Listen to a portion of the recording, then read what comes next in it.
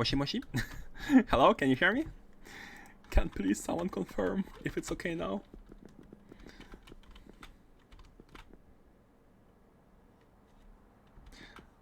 Ah, back.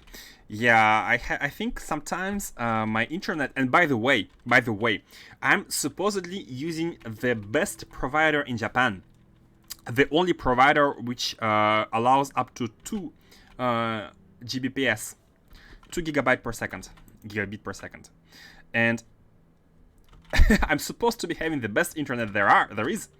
There is still this weird, like these weird cuts. Usually it lasts for like a couple of seconds, so most of games and even streaming can catch up, right?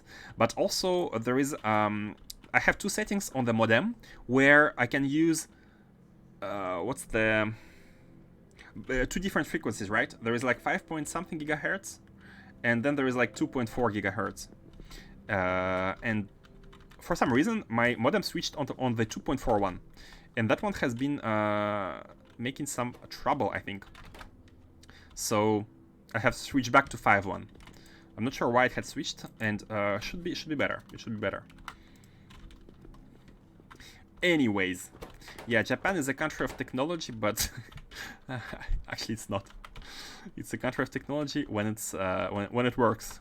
Let's put it like that. When it works, it's good, but sometimes it's unstable. It's unstable, and that's the main problem. Is it the materials testing packs? Yeah, it's. Oh, did I not continue that? Oh no. What? Why these two are connected? We have combined stone and material testing packs in one belt? What did we do? What did we do? Oh, no, it's okay. We have branched both of these here, but there's another round. So we just need to connect this underground. Yeah, that's all. So this is the MTP. MTP. Should be okay. No, that's for German internet. Yeah, but that's weird. I think we had the conversation the other day. Someone also complained about German internet, but it's weird because in France internet is good, right? And usually France and Germany are not so different when it comes down to technology. And I used to think that German technology was better, but apparently internet is not part of that. You're laughing and we not. I'm sorry. Yeah, I often laugh when I shouldn't. I have been told that a bunch of times. Let's see here. Let me try to do a bit more of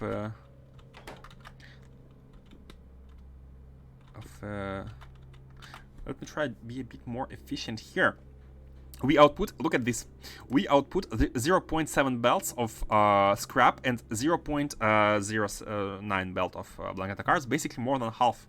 And because we're putting more than half of the belt, we only need 2 machines, this actually won't work.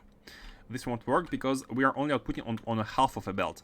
So what we need to do here is either use more inserters or change to use mini loaders, just mini loaders. Just do it like this. And let's actually make a smarter, nope. Let's make a smarter layout. Let's make it like this.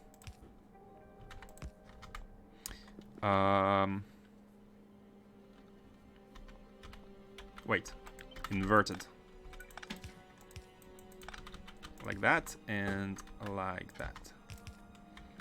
And here we go.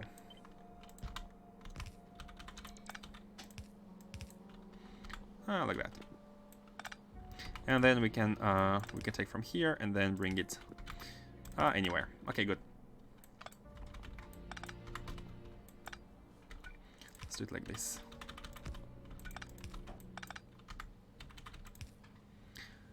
And here are the the bad cards. Let's bring them here. And these are, if you want to have good and stable internet, you have to grab deep in your pockets. But it's possible, right? It's possible. You have good solutions.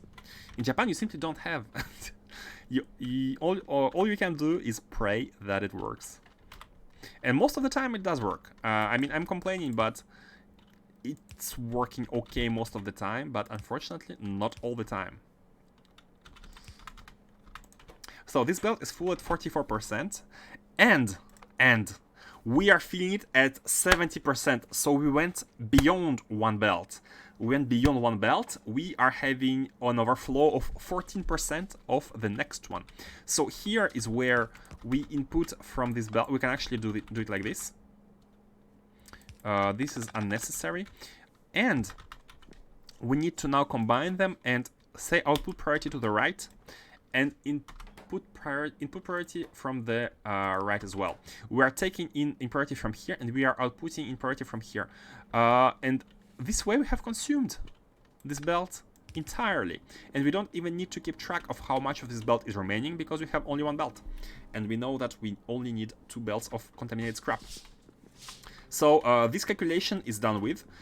This one, junk data cards, is we still need to wait to finish one of the belts to have only one remaining until we can forget about it. And these ones are done as well. So this card is finished. Cool. And I've kind of completed this. I haven't even noticed that we have only 2 buildings. So let me delete this ground. If you're living in a big town, it's possible, yes, but outside, the coverage is just ridiculous. So this is where this is where France compares to Germany. In France, it's exactly the same. If you're in a big town, in a big city, then you are fine. Internet is good. It's stable, and it's stable, and it's fast, and there's no problems. But if you live in the countryside, then yeah, you are not in the luck. Oops. Come on. Man, I have 30 reach. I have 30 reach improvements, but it's still lacking. Do we have anything else to care? No, we don't have anything else to care about. So let's continue. Let's proceed. We have done this. So all we need to do is subatomic and quantum phenomenon.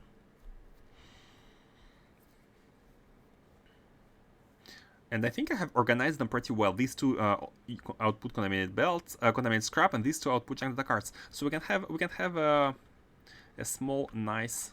We have 14 machines here. Yeah, 1 row is okay.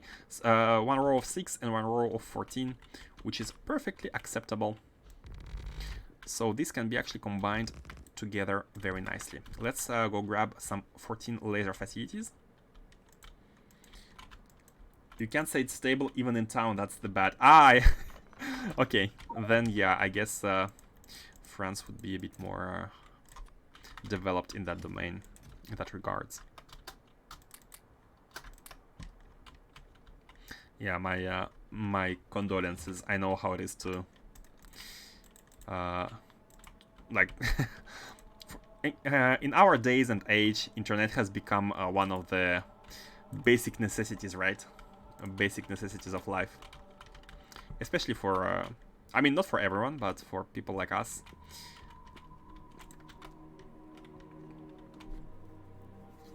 Yeah, having to deal with the problems. It's like not having food all the time you need. It's that bad. So 6 particle colliders and 14 laser facilities. How should we organize them? Can we have 6 particle colliders here before the next? Yeah, we can have them before the next balance substation. So that's we shall do them like this. So we have subatomic data. It looks like a football. This looks like a football. Or yeah, it could look like an atom, like the insides of an atom. And this is this is a star. It's a quantum phenomenon. Oh, I remember quantum phenomenon has a really neat recipe. Like, this is one thing I like about space exploration, is how very creative they got with the recipes. I'm pretty sure we're gonna need 4 tiles of space, like 2 belts in the middle. So quantum phenomenon is the recipe that I like a lot. Basically, what is quantum? Well, it's something you don't know how it is until you see it, right? Schrodinger's cat and whatnot.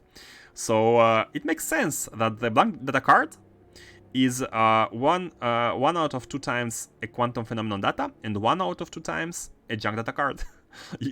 you look carefully. You stare at the blank data card, and it reveals to you. It reveals to you whether it's a data or whether it's junk. I really like how it's portrayed. So we have 2 belts, but these actually go onto 1 belt. These go onto 1 belt because we only output like 0.08 of these and these. We can have 1 output belt. First of all, let me check the modules. Yeah, we need modules here. Schrodinger data card, exactly. It's a Schrodinger data card.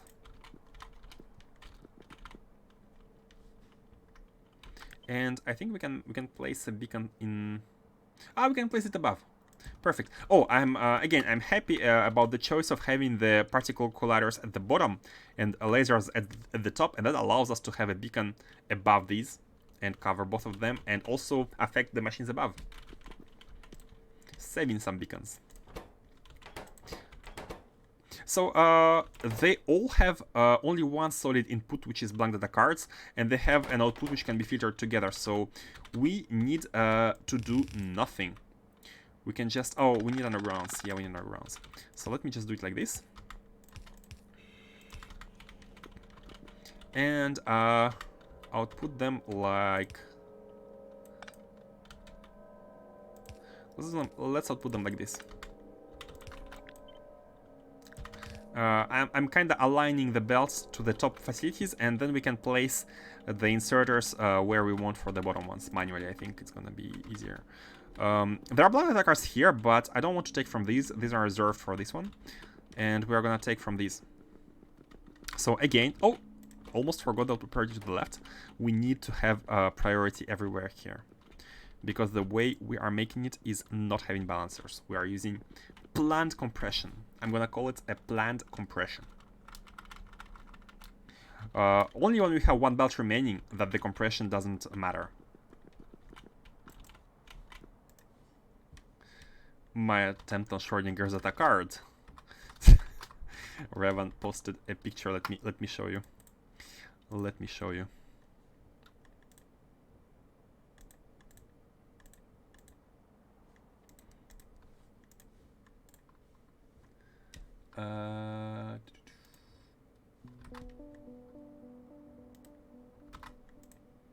Schrodinger's data card.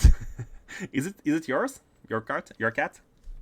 Man, I always wanted a cat. Or yeah, I think I'd prefer a cat rather than a dog, just because a cat is autonomous. You don't have to care too much about it. Like, you don't have to walk it every day. Really nice cat you get there. Fluffy cat.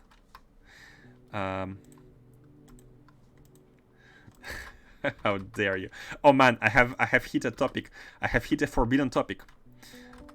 Suddenly the Schrodingers have been revealed. Half of us are cat people and half of us are dog people. The forbidden topic.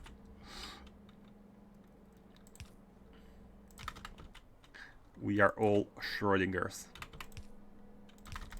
What's the speed? 1 in 10 seconds? Yeah, nothing crazy, nothing crazy. And then let's get these out of the system. Oh, we can actually... I think it's fine. Let's... because I don't want to copy-paste everything here, because the copy-paste will depend. It's going to depend heavily on how they organize. Because the bottom machines are not going to be facing the belts in the same fashion everywhere. So let me first finish the piping, and then we shall see how we shall handle these. And because they're not facing the top machines, we need to like displace the fluids manually as well. Basically, we come out first of the lane, and then we go all the way around, and we come back here to handle these. And for these ones, it's almost the same. I mean, we can go through the middle, or we can be going through the side like this. In this case, we don't have a choice. So these are going through here. Okay. Actually, she's sleeping on the window, still with her paws over her face. So cute. Oh man. I'm one of those people who is able to watch videos of cats all day long. Maybe not all day long. Factorio has to be done sometime. But man, cats are amazing. As they say, your dog likes you because it thinks you are his master. You're its master. And the cat loves you because it thinks the cat is your master.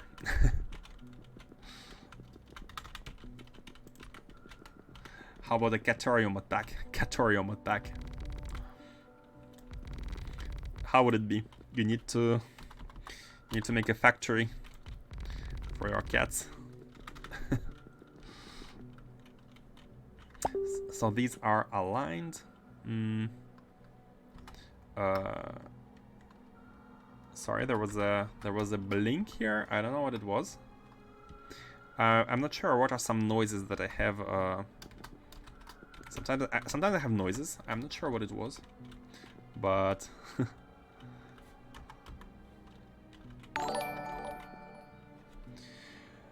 Oh wow, Tyrannosaurus Hacks is raiding with a 76 people party. Welcome everyone. Thank you very much for the raid, Tyrannosaurus. Thank you very much for the raid. How was your stream? How are you doing? Welcome everybody. We are making science. Aperture science. How was your stream? How is your progress? Welcome, welcome. Wow, so many people. So many people. Hello, hello, hello, hello, Robust. Robust? I like your name, Robust. That's a cool name. I'm all for the puns in the names. Oh, I had forgotten to connect these. Oh no, they're connected. Stream was fine, progress and setbacks. Rocket fuel has gone from effectively infinite to oh no. Oh, by the way, how are you getting rocket fuel? Are you using petroleum or are you using vulcanite? What's your method? You said to me last time I was here. Oh, sorry, my memory is not as good. But that means I am not lying.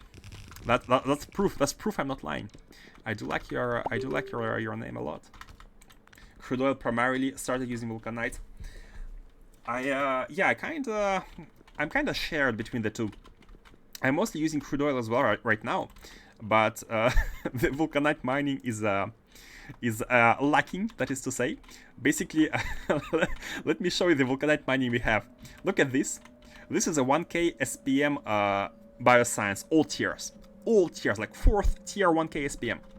This is a material science 1K SPM. I mean, future 1K SPM. Of course, it's not exactly. Having all the inputs. Astro Science 1K SPM. Soon to be Energy Science 1K SPM. All of these sciences are powered by an amazing outpost having 10 miners and 6 pulverizers of vulcanite.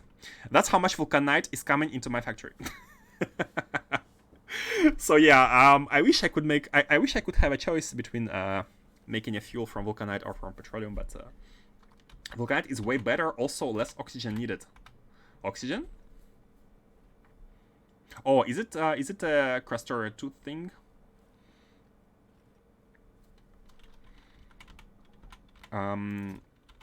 In my case, yeah, without Crustor, I know that Crustoria 2 makes oil finite, a finite resource, but default space exploration doesn't change that, so oil is effectively infinite. However, you get it slower and slower. Yeah, I'm not playing K2. I'm playing plain SE. Vanilla. It's my first playthrough, so I decided to start with you know, something very something classical, a designed experience. Do you consider 1K SPM by data cards or by science packs? Let me show you. 1K SPM SE. Yeah, exactly. It's kinda special. So wait, where is my science recipe? This one. Item per minute. So we have 1K 1024 to be exact, a round number, a programmer's round number, of all tier 4 packs. So I have done the math, and by that I mean Factory Planner has done the math. In order to make 1K SPM of Science Pack 4, and by the way, if you are making 1K SPM of only the 4th one, basically that means you are making even more SPM of previous ones, because I think you are producing more for these as well, I think, but not sure. But anyways, this decomposition requires 235 of every single catalog, every single tier of every single energy, every single science. So 16 catalogs, 235 of each. And this is how we went with all the bases. So I have the decomposition of every single science and 235 of each catalog. And the grind was real. the factory grind was real, like in terms of sheer amount of machines to place and stuff to connect. So the way it's laid down is each factory, for example, let's have a look at the bio. Let's have a look at the bio. Each factory has its own rocket from Novice, a sushi rocket for its own requirements. You can see all the bio items here in the chest, depending on the amount of belts that we need of these items, and some stuff which is brought in by the trains. Like all the solids are brought in by Novice mostly, and all the liquids are brought in by the space refinery, except for data cards. We are bringing in blank data cards from space. So a train-based setup where we bring in liquids from this refinery. We can have we are producing all kinds of liquids. I have placed the minimal amount of buildings. You can see like we have like only 5 buildings producing petroleum, and we can scale this easily. They're all scalable to the left. So if we need more, we can add more.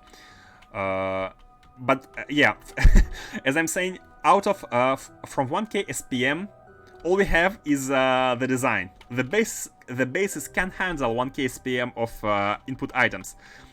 These rockets also, throughput-wise, they are able to handle that. However, individually for each items we need, it's gonna be some work after we finish factories to improve all supply to 1K SPM, and that's gonna be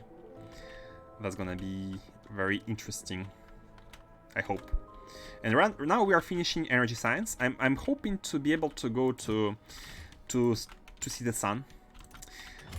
Say hi to the sun, because we need to go there to send probes for the last star probe data, the tier 4 data card. We need to send the probes from the sun.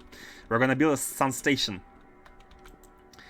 Dare I say, referencing a game called Outer Wilds.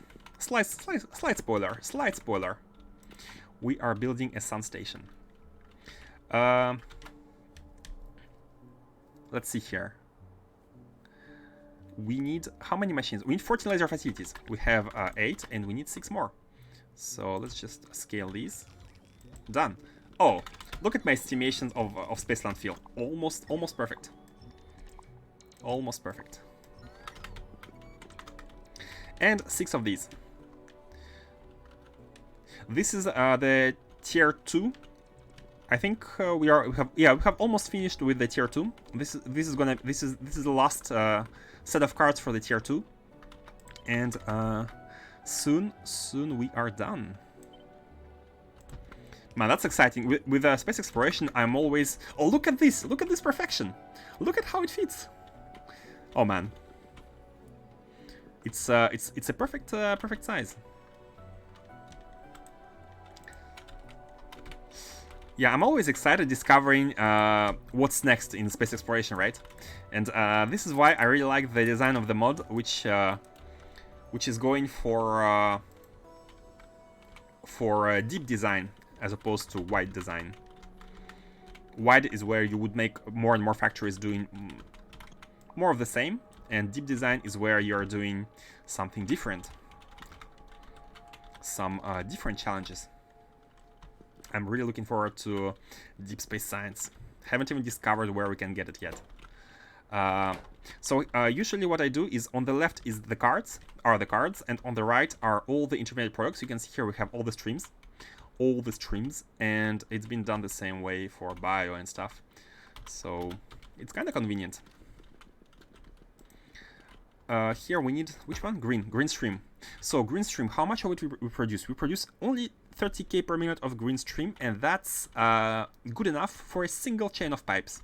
We don't need, for example, you can see here we have pumps in the middle, and these pumps make sure we can transport the, we can bring all the blue stream, the ion stream, because this one is required in heavy quantities, 150k SPM, fluid per minute, units per minute. And from my own estimations, if you have more than 50k fluid per minute, you cannot use a single chain of entities, like chain of pipes, chain of undergrounds. You are gonna have input problems. What are you? Well, you're nothing. If you're under 50k, then you're fine. So for the green one, we are under 50k, so we can just continue our chain of pipes.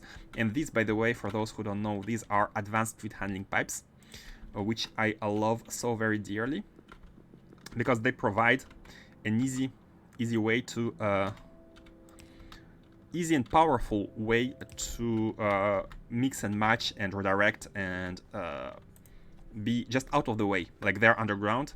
Not only they're underground, they can also be outer space. They can warp space and time to be under the space and go through wormholes to bring fluid from other dimensions. That's how powerful they are. And look at this. Yeah, they are perfectly, like, you can, for example, turn your underground pipe to the left. Like here, everything is underground. It's going here, then it's going to the left, and it's going, it's proceeding here. Even with AFH, yes. Even with advanced fluid handling. I stopped using those pipes. They kind of removed the puzzle of dealing with fluid logistics. True. As I was saying before, basically, when you play with mods, right, you install quality of life or improvement mods, which more or less add or remove some of the challenges, right? But personally, I have never considered playing with vanilla pipes as a real challenge. It's the more I play with advanced fluid handling, the more I realize that vanilla piping is almost lacking. Like, even Space Exploration have introduced their own pipes because vanilla ones were so lacking, right? And it almost feels unfinished. Like, in what real world, when you want to have an underground going, like making 90-degree turn, in what world do you need to get out of the ground to turn and then to go back under the ground, right? It doesn't even make sense. I mean, that's not really important that it makes sense or not, but I just feel vanilla piping lacking. But I do agree with the fact that it's more challenging because of the fewer amount of tools at your disposal. You have to construct more constrained layouts. So yeah, it's I have chosen to kind of get rid of this challenge in one way, but at the same time, there is enough there is enough stuff to deal with in space exploration. Yeah, vanilla pipes are bad, but the puzzle of managing output connections becomes too easy with 3- and 4-way output pipes. That's true. But again, like usually with vanilla pipes, if you have 3 outputs, like like once if you have done it once, you know how to do it other. Like in vanilla, you would do. I don't have the. I mean, you could. Usually you do like this, right? Like you do like this, and then you can have basically this lane, and then you can have this lane, and then you can also have like or like this one can be coming from the top, right? Like if you know the concept of like having perpendicular lanes, like one parallel bus and one perpendicular connections, it's always the same, right? At some point. But then Space Exploration introduces its own pipes, which are really nice. It's kind of refreshing, actually. For all people who don't play with advanced fluid handling, it's very refreshing to have something else, some additional piping. We already had discussion about cheaty mods before. Yeah, true. But I would say advanced fluid handling is the only like cheaty mod I'm using. Also, I'm using RPG mod. Up to you to decide if you consider it cheaty or not. But that's just like player convenience. Like I have 30 more reach. I have bigger inventory. I have better crafting speed and better running speed and better mining speed. Up to you to decide if it's cheaty or not. Yeah.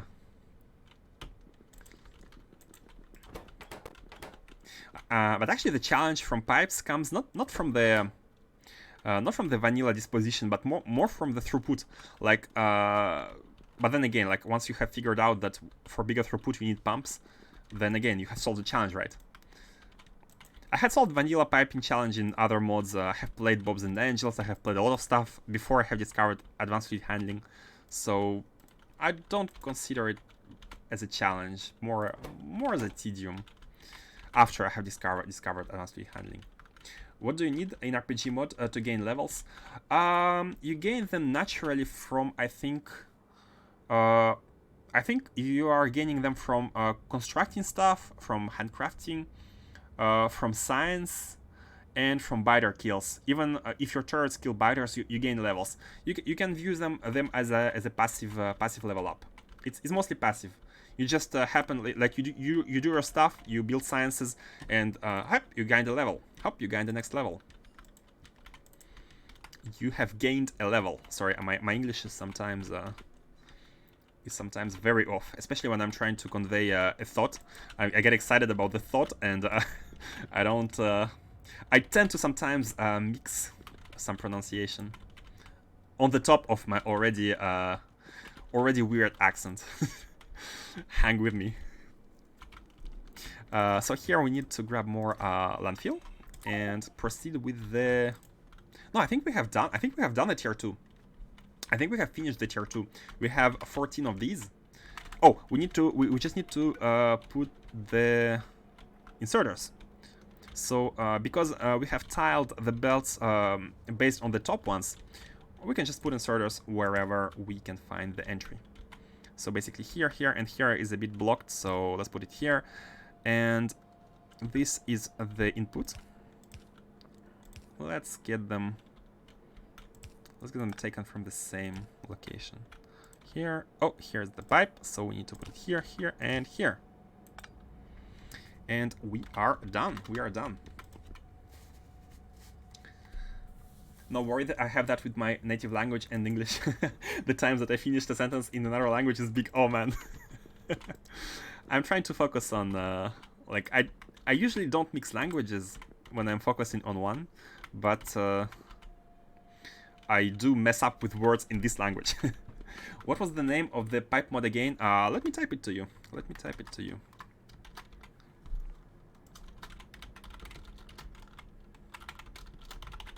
Advanced fluid handling. The what would be the best comparison to do? Yeah, I wouldn't. I don't know how to qualify it, but it's really incredible. Whenever I get a chance, I'm trying to advertise it. It is cheaty. I do agree that it is cheaty in a way. But it's cheaty. Like once you have solved vanilla piping issues, like once you have dealt with machines which have like 3 or 4 inputs, once you know how your factories are gonna look like with vanilla pipes, then you have solved the challenge, right? And at this stage, you don't want to have it as like it became a tedium for you to do it every time. So Let me check here. Okay, we only need to input blank data cards and output these. So these are the two cards combined. They are going on each side of the belt, and we just need to get them out of the system. Put the junk card output. We can even copy from any junk. This one, copy here. Man, it didn't copy. Okay, let's not be lazy. It's even faster to just do this. Okay. Go to the right, and this one is the final belt of the tier 2, which goes into here, and it's done.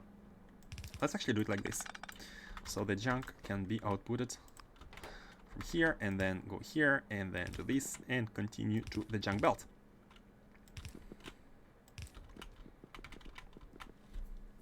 Also have to say that I stopped using them to be forced to use SE pipes, and I just don't use them.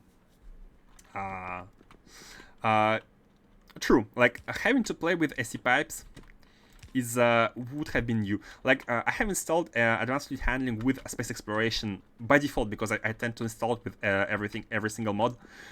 And I have discovered a bit late that space exploration has their own pipes, but I just I got so much used to these ones that like not having them is. Oh, and they have a second advantage is that I heard that space exploration saves tend to become UPS intensive, like because you have so many surfaces and you have so many buildings and you have so many stuff, you are beyond the point of a mega base usually, and people tend to have UPS issues. So advanced fluid handling uses less entities overall. Like for example, when you want to turn in vanilla, when you want to turn, you have to do this, right? You have to do this. You have to use 1, 2, 3 entities just to be able to turn. But in advanced fluid handling, you just do this.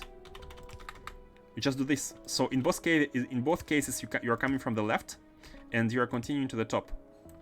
But instead of 3 entities, you have only 1.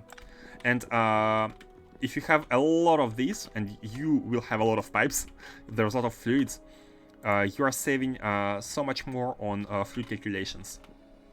It's a secondary effect, UPS friendliness. It's a secondary effect of this mod. Let's go here. So, and here I'm, for those who have arrived, the 76 people who had arrived, this is kind of a bus, but I refuse to qualify it as a bus. It's a no bus playthrough. It's a mini bus. What we are doing here is we are not using any kind of balancing. We're using a careful belt compression technique in order to fully consume all the belts, like fully input and fully take from all the belts. So what we are doing here is, for example, here we are always inputting with a priority from the input. And there is a combinator on each belt. For example, these two belts should handle all the data cards. If you go in belts mode, you can see in the factory planner we have 2 belts of junk data cards in total for all the cards. And how do we balance them out? Well, we are trying to compress the first one first, and when the first one gets compressed, we have noted that it's fully full. It's fully full. That's a weird thing to say. Then we can get rid of it and only use the second one. And how are we doing? Well, after every single input, here we have inputted from the left side, I place a constant combinator and I say it's 25% full. So now let's see after this next insertion how full it's gonna be. This one. So it comes here and it's going onto this belt. Input priority from the left. Sorry, from the right. And let's see here, these two cards, they are subatomic and quantum phenomenon.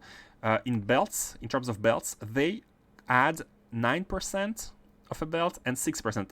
They add 15% to the belt, and it's already 25% full, so plus 15, it's gonna be 30% full. So we can remove this from here. This belt is 40% full, and we can place it here. It's 40% full. Once it's above 100, we can remove completely this lane and start using the second one. And this is how we manage the bus, mini bus, okay, without having to balance them. All aboard the bus! All aboard the express to hell. That comes from... Hey, I'm not gonna say what it comes from. Those who get the reference... If... hold on. The full reference... Let me... give me a second. I'm gonna search for the full reference.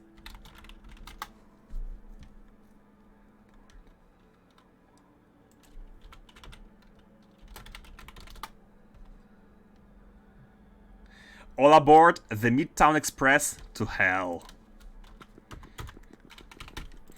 Let's see if someone gets it. It's a video game reference. All aboard the Midtown Express to hell. We were talking about older games earlier. Oh man, good times, good times. Cold thermofluid and super cold. Let's connect the fluids. Did I connect them here? Okay, this one was connected. This one was also connected. Let's see.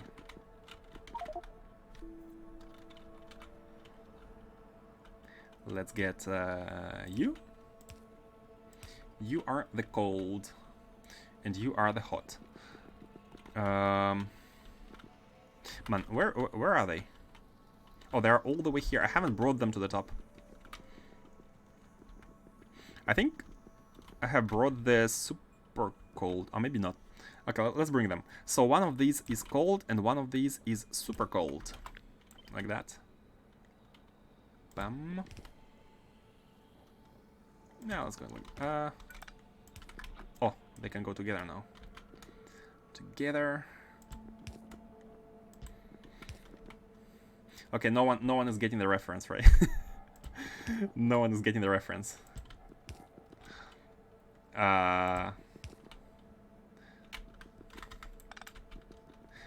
All aboard the Midtown Express to hell. Okay, it's I'm gonna say it. If you don't want to hear, if you want to remember, plug your ears for a second. It's a Duke Nukem reference. A Duke Nukem one awesome game. An awesome old game because the newest release, the newest one, was a bit of a meme. It was a bit of a meme. Oh no, they are barely reaching. We have to have one extension here and 1 to 3 right above. That's an old game. It is an old game. It is an old game. It is an old game. I've played a lot of it.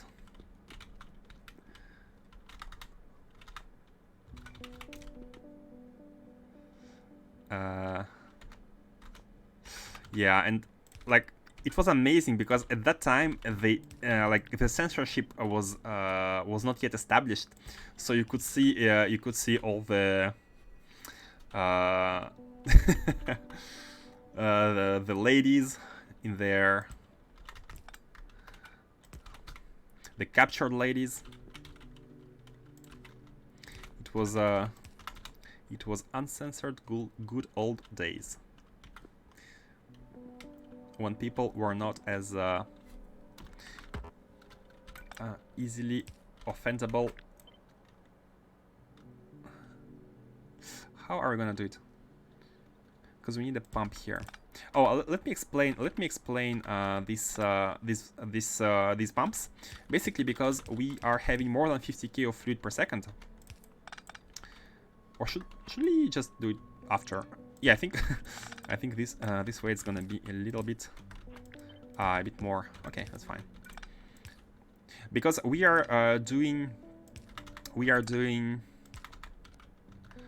trying to handle the 150k throughput per minute.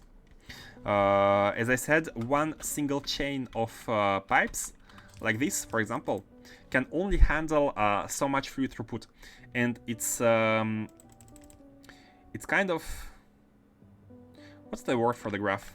what's the word for the graph? It drops down drastically, very fast. For example, if you have only two entities between the pumps, if you have only two entities between two pumps like this, if you have only two entities between two pumps, you can see here, like the liquid is going in here, it is getting into one entity, and then a second entity between the pumps. This gets you up to 180,000 fluid per minute. If you have four of them, you are already at let me check the graph. Let me check the graph.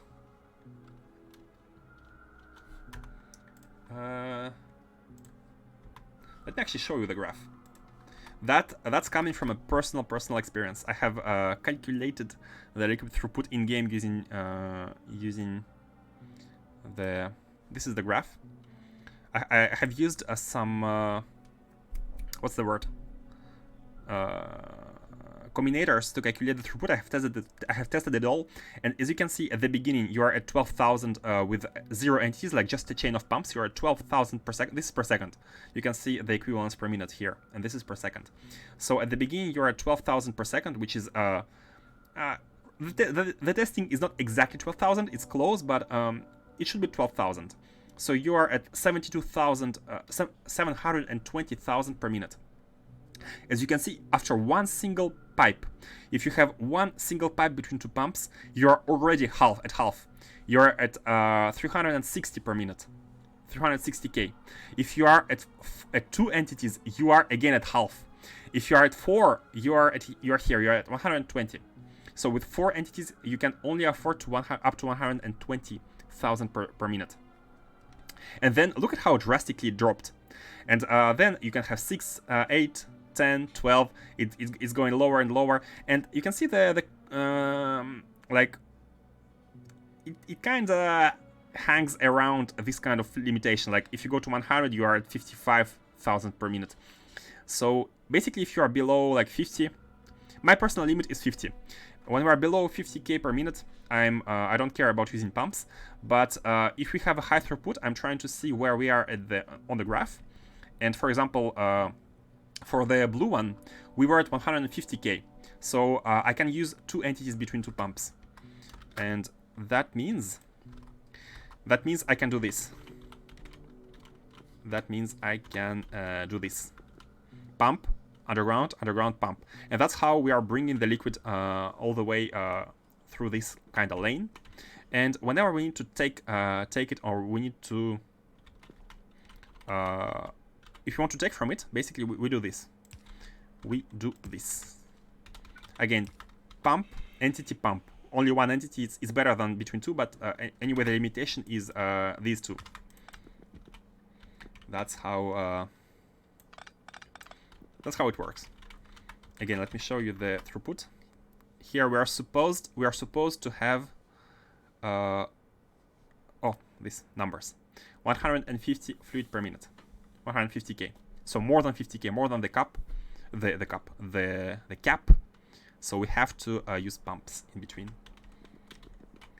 You mean the morale system that was corrupting kids' mentalities? Yeah, exactly. Man, our generation's kids have such a bad mentality. They're struggling. They're struggling because they had to watch all these unacceptable scenes, completely unacceptable stuff. Yeah, that's a bit that's ironic, right? There was never any issues, but for some reason some people decided that it was an issue. Remember the drama with Postal 2? Postal 2? Do you mean Portal 2?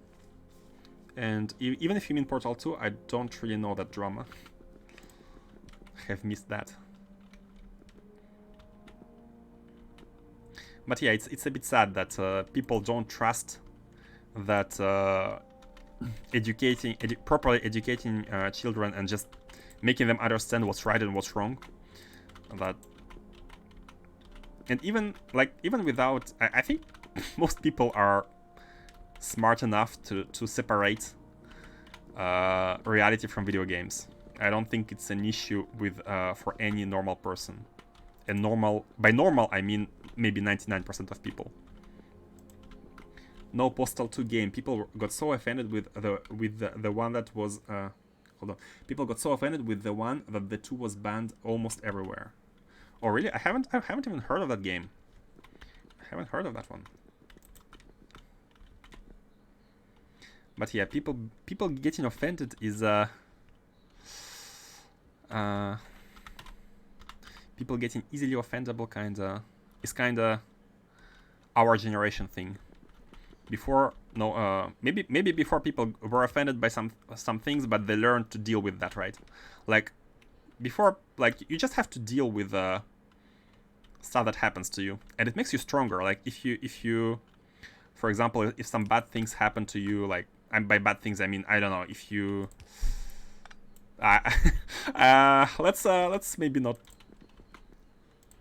talk about this controversial stuff. But basically, I believe that whatever happens to you when you are young, like any kind of experience is good to take, right? If you get offended because something does something bad to you, well, it depends on how you process it. And if someone, like for example, if your parents help you to understand what happened, and you just get stronger as a person. You grow stronger as a person. If you have hardships in school, for example, and you learn to deal with them, you just learn to not care about being offended or something. And today we are trying to be overly protective of children, but we end up with children who don't really understand how to handle the situations when they face them as adults. I'm running without any goal right now because I'm too focused on trying not to say anything anything too politically incorrect. I mean, in all cases, the stream is for entertainment, mostly. I think a lot of people go looking for things to be offended about. Yeah, exactly. Like they focus too much on, what should be offended about? What should not be allowed? Like there are way better problems to think about in life, right? Than when to be offended. My best child game memory is playing Carmageddon. Nowadays, the game would never be allowed. Oh man. Yeah, some games were just like, today you look at them like, these were the times. Today, this kind of game would never be happening. Could never be happening. Okay, let me just focus myself on some tasks that I can start doing mindlessly while talking to you. The planning. So here we are done with this one, with the quantum phenomenon. Have we output? Yeah, this is outputted. We are at 40% of the card here. Oh, this one should be a belt. Okay, we have inputted the hot liquid. Hot liquid output is coming from here and here at the same time. These are all connected. This is all connected as well. This is the cold one. The cold one is also connected. So this is done. All of this is done. Let's proceed. Let's proceed. Yeah, I'd love for my biggest problem to be someone called me the wrong pronoun or some shit like that. I mean, at some point, like when I guess current life has gotten to the point where we don't have like big issues, right? So you know, these famous third world issues. People are like trying to to find something to talk about, some problem to be offended about, simply because they don't have any other problems. Maybe that's the problem. We are too developed, but humans are not ready to be happy with them being developed. Still need to spice our lives somehow, right? Which one should we do first? We have the next tier to deal with before we can go to sun to see the sun. Out of these cards, all of them are a direct input towards the cubes, the catalogs. All of them output junk. This one outputs contaminated scrap, and this one, and this one outputs cool thermofluid. Superconductivity data is a bit special. It's the only card. Oh no, this one is also outputting cold thermofluid. Let's do it first. It has the most inputs. It has this weird output. Let's handle this one first and do the others next. Oh, and this one requires 14 particle colliders. And they are big. Maybe we need to have 2 rows. Let's see here. For example, we have 16 machines here, but 14 particle colliders could be even longer. They could be even longer. Or if we are able to make them one adjacent to each other.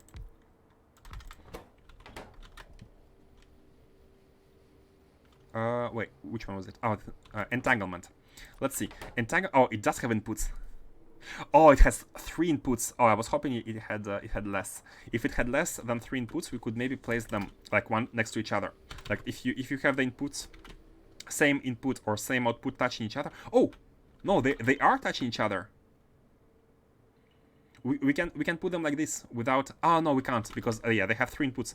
We need to use at least three sides. Oh man. And in that case, they're gonna be very, very long. They're gonna be. Let me see here. This is 6, so this would be 12, and then we are gonna be like this. It's gonna be the longest row, which is okay. I think it's okay. It's acceptable. It's not like we were like going up to here. It's acceptable. So let's have a row. Let's have a row. So first we need this one, the row of 10 electromagnetics ones, and then let's combine it with a row of particle colliders for the entanglement data. Now, one thing to note is that this white area beacon is projected toward the top. It's affecting the top machines. And if we place, let's see here, we have decided to go with these 2, right? Yeah, a superconductivity, which needs this machine, and entanglement, which needs the particle collider. If we were to place them like this, then this beacon would only cover this machine. But if we swap them around, like this, then this beacon can reach both machines. And the way I have placed them is not approximate. I think it's exactly how I want them to be, because we can have 1 belt here, we can have 2 belts in the middle, and we can have like any belts any amount we need behind this machine. And let's see if it can be handled. So you need entanglement data. No, super. Okay, let me confirm. Okay, so you need 1 belt of holmium, you need 1 belt of cryonite. I mean 1 belt. Less than half a belt of each of holmium, cryonite, and blank data card. And speaking of holminite, this is the last time we are always going like this. This is level 4, and everything below is done. So we are going up, and we can see that anywhere, like everywhere above, we don't use holminite, the holmium cables. And this is the last occurrence of cables. So we can take this belt and just put it anywhere we want, even on the side of a belt, without balancing. We don't care about balancing. We don't care because we have always taken from these belts with a priority output. These are the 2 belts of holminite. Like 3 belts, like 4 belts are emptying. They're going here, and we have 2 belts of holminite. And as I said, we are always outputting them in priority. Never mind me just fixing the output. We should be outputting them with priority, and that way we have taken 0.7 belts here. Is going there. We have taken, we are trying to take 0.7 belts, but we only have 0.3 remaining, so we're fully consuming it by using input priority, outputting them, and having 0.4 belts from here. So this belt is only the remaining parts, and this way, because it's the remaining parts, we can put it like even like this. We can put it on a half a belt. Even like this, it doesn't matter. You don't need to balance right and left, because everything that comes here only goes into this machine. It's like the last remaining part, so balancing is unnecessary. So which, and I'm saying that because we have 3 inputs, so I'd like to kind of combine one of these together. And I think cryonite rods, they are asking to be combined. They are asking because we need 335 cryonite rods for the whole factory. Their only usage is here. So we can bring a belt of cryonite rods and just plug it in the half of that without any second thought, without any concern. So it's this belt Pum pum pum pum pum pum. This one. Yeah, this one, and let's bring it like that. Again, it's only used here, so we don't even need to use any splitter. We can just do this and do this. How should we? Like this is good. I think like this is good. So, or we could even. Hold on a second. I don't want them to be in between two. I think I want them to be here. If they're here, then because this one is not using either cryonite rods or what was that again? Or holmium cables. So this kind of stuff is only needed in front of this one. And I think this is looking really weird. To be honest, it's looking really weird. So let's do it let's do it in a simpler design, like this. This is coming in here, and this is gonna go from above, like this. And we are good to go. Like that. Let's come like this. Oh. They are misaligned. No. Okay. So this is done, and this is safe, completely safe. No need to balance, no issues. It's all handled. So these two are done. The cards can be coming in from the middle because both of them need the card. And yes, the only solid input of this factory, of this assembler, is this data card. So they can both come from here, and we can actually copy paste something like this. But it's kind of the other way around. Invert. Yeah. I mean, for the fluids, but it doesn't really matter. Like, the cards can come from here. Oh, the invert, actually... it's fine, you know what? It's fine. The cards are coming from here. So how fast do you need the cards? You need one every 4 seconds. And what's your speed? You are at 5.6. You're at 5.6 actions per second. So you need... Yeah, in 1 second you need 1 point something cards. Nothing. Nothing that one red inserter cannot handle. Good. And then you need to output your own entanglement data, which is again like 1 every 4 seconds. But anyway, we have a stack inserter because why not? And here we are also outputting this card. And let's check your output with modules. Yeah, 1 of something every 10 seconds with 5.6 speed, which is still fine. But hold on, you output 3 items. 5.6. So basically every 1.8 seconds you output 3 items.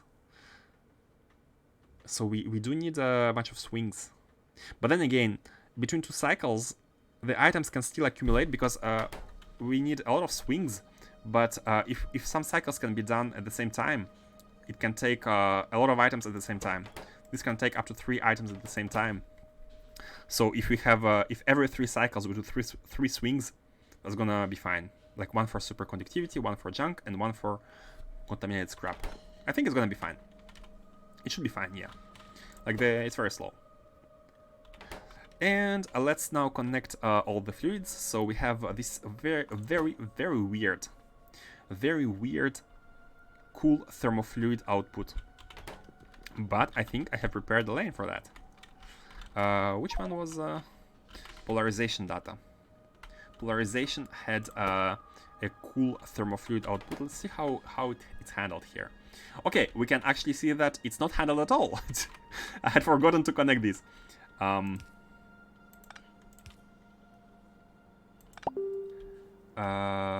Oh, sorry about the sound. Let me close the tab.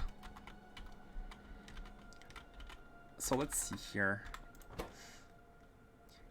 It's not connected, but I'm pretty sure. No, hold on. Is it cool? Yeah, the cool one. Because yeah, we only output the hot everywhere else, and only in these two we output the cool one. Okay, let me bring this where it's it's needed. And I think I had one belt. Where was the belt? Or at least I had an ability to inject. This is cool, right? Yeah, cool thermofluid. What was this belt?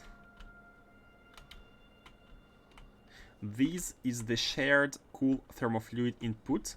But okay, let me explain a bit about the cooling. You can see here we have very high throughput intensive cooling requirements. By high, I mean above 50K. So we know that we cannot handle everything by one single network. So we need to use pumps. And the way it's done is basically I have split the cooling into 5 separate same chunks everywhere. Here we have 5 sub-factories for cooling, and they output using a network of pipes, which is fine in terms of throughput.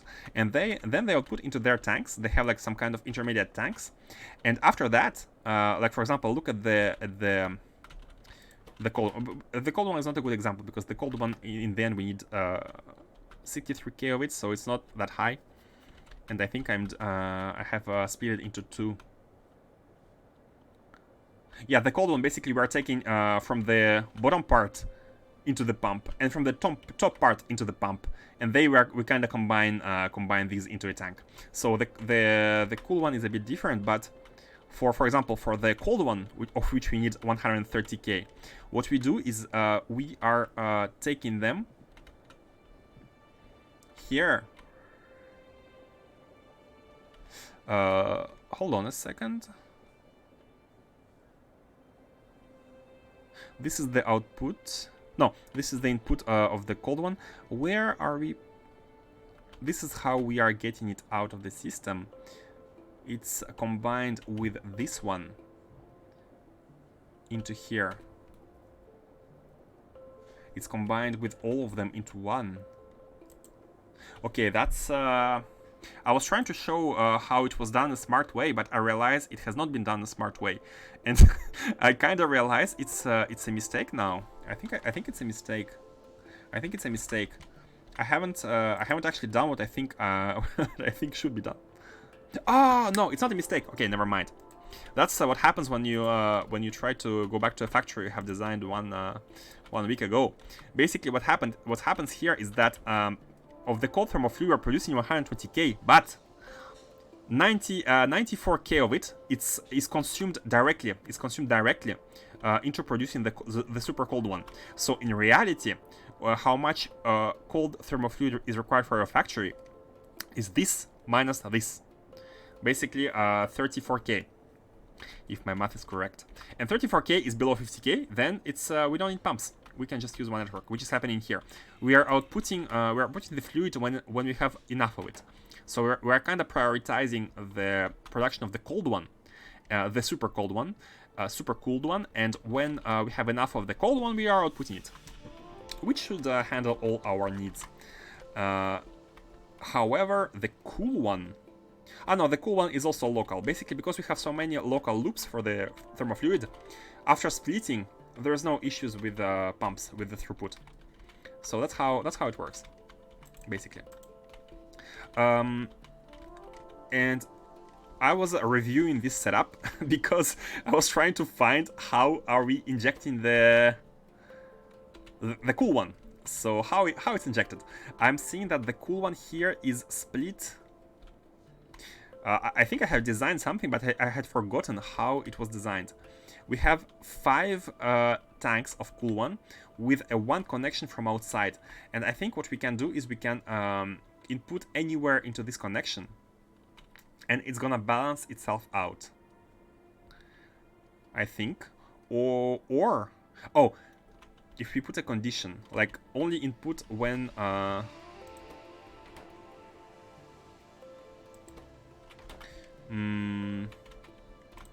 let's see the conditions here.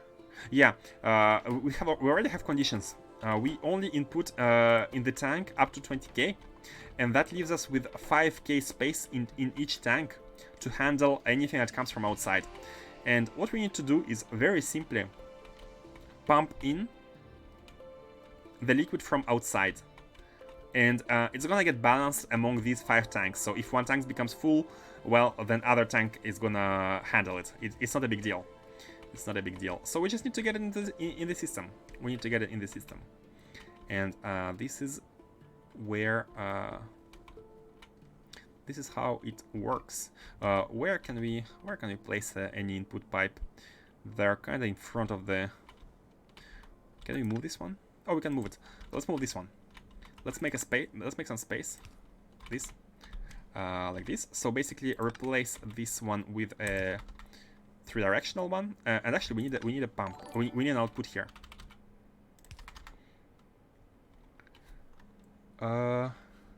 My message broke. My event display broke. I heard the following sound, so thank you for following the person who followed. But for some reason, my mini feed is broken, so I cannot see who followed. But I'm gonna check out later. What happened is basically I got an internet cut. I have restarted the stream, but this broke my Streamlabs application. So, for example, the widgets for following and notification is empty. There's nothing. I see nothing. I'm blind. Thankfully, the chat is working. So, I think to fix that completely, I will need to restart everything. But thank you guys for following. I'm gonna review the activity afterwards. Man, that was really unlucky. Like the stream cut. Thank you for streaming. Ah, awesome, cat. Was it you? Welcome, welcome. Yeah, write a message. Write a message. Welcome. Hope you enjoy. Hope you enjoy. I babble a lot, but feel free if you have anything you want to ask or talk about. I'm a talkative person, so don't hesitate. We need to find a lane for the liquid. Is this one okay? Let's see here. Yeah, this one is okay. Or actually, the next one is even better because it's completely empty. Yeah, thanks. You're welcome. I'm streaming for our pleasure. My pleasure of playing Factorio and talking with you guys.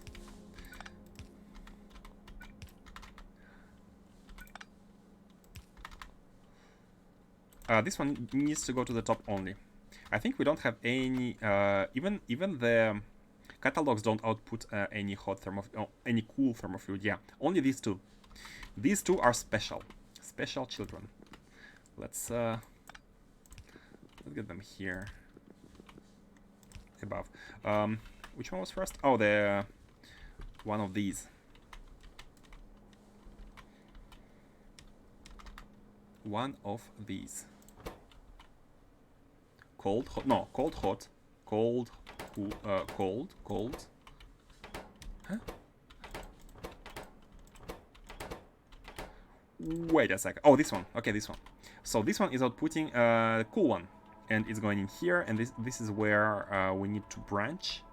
Oh, and that's the one. So, okay, we need to go down. It's actually below. It's below. So we are taking from here and from here. Okay, cool. We are outputting the first one here, and then we just need to bring this one to the factory that we were building. We were just building, and we are there, almost there. Yay! We have the thermofluid output. That one. Oh man, it's in front of this belt.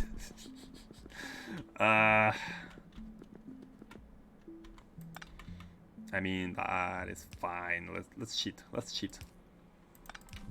Is this lane taken by any fluid? No, it's not. Okay, cool. A bit cheaty, but that's okay. Again, with vanilla pipes, how many pipes you would need here? You would need 9 pipes to make 3 turns. And it's even worse. It's even worse because you would need like to underground these, like, and prepare some space. It's just inconvenient. It's not impossible, of course. It's manageable, but it's inconvenient, and that's my issue with vanilla pipes. They are a bit lacking, but I think it's on purpose. The way I mean, again, I'm not sure, but the way I think it has been designed by developers is they wanted to minimize the trouble of people discovering the game. So if you put only 2 entities for pipes, actually 3, like the pumps, like you put only the normal pipe, you put the underground pipe, and you put the pumps. Basically, the attempt, I think, was to solve the problems with the least amount of pipes, with the least amount of issues. And having only normal pipes would be bad because you can't walk over them. So they have added underground pipes for, I think, simplification. But again, yeah, and to mix and match, of course, you need undergrounds to mix and match them, like belts. I think they did it like belts. They had the same design thought as with belts, I think.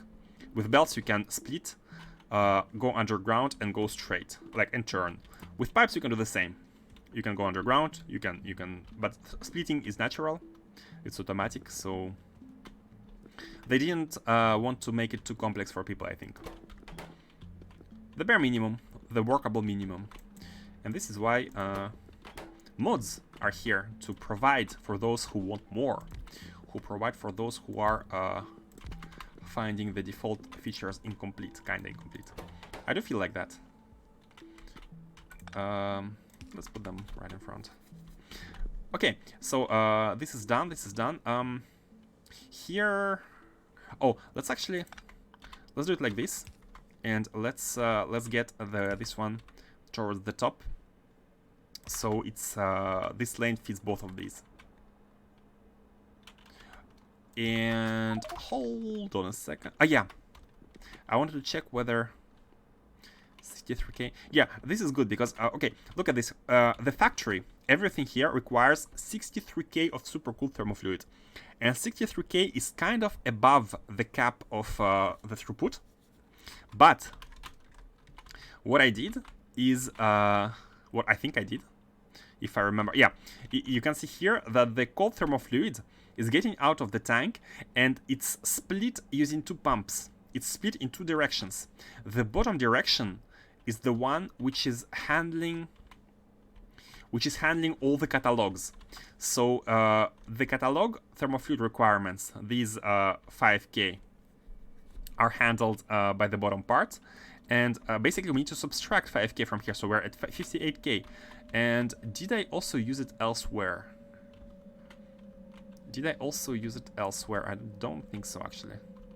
Maybe it's good to like use the cold one somewhere else, because we're at 58, and 58 is kind of like, but I think it's gonna be okay, because like we need 80 entities to reach this kind of value, so it should be okay. My big complaint with the pipe mod is not having underground valves. The top-up valve, right? This kind of stuff. Hold on, underground valve. Underground valve. What do you mean by underground valve? They have the underground mini pump. You can make sure you're going into only one direction underground. You can use this one. Unfortunately, oh no, there is one for space exploration one. Yeah. Top-up valves. Yeah. True. You cannot really check.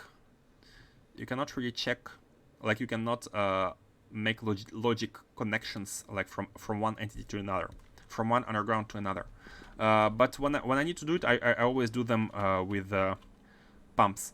For example, I never use. I think. Hold on a second. Where were they? They have these. This mod has these 3 pipes. It has overflow valve. It has top-up valve. And there is a space exploration version. Yeah, I really like that it interfaces with space exploration, and it provides it's set for space exploration. So you have the check valve. I think check valve is the one which is interfaces with logistics, I think. Never used it. I never use it because whenever I need logistics, whenever I use logic network, I always use pumps. but maybe we can be using pipes. But pumps is very convenient. Like pump to tank. That's when I use wires. Less reduced number of entities, but forces you to go above the ground to use them. Ah, I see. So you would prefer if these valves were also, if these valves had their underground versions. Could maybe it could be good in some cases. Haven't really thought about that. But yeah, I do agree. I do agree it could be improved even more. Feature request.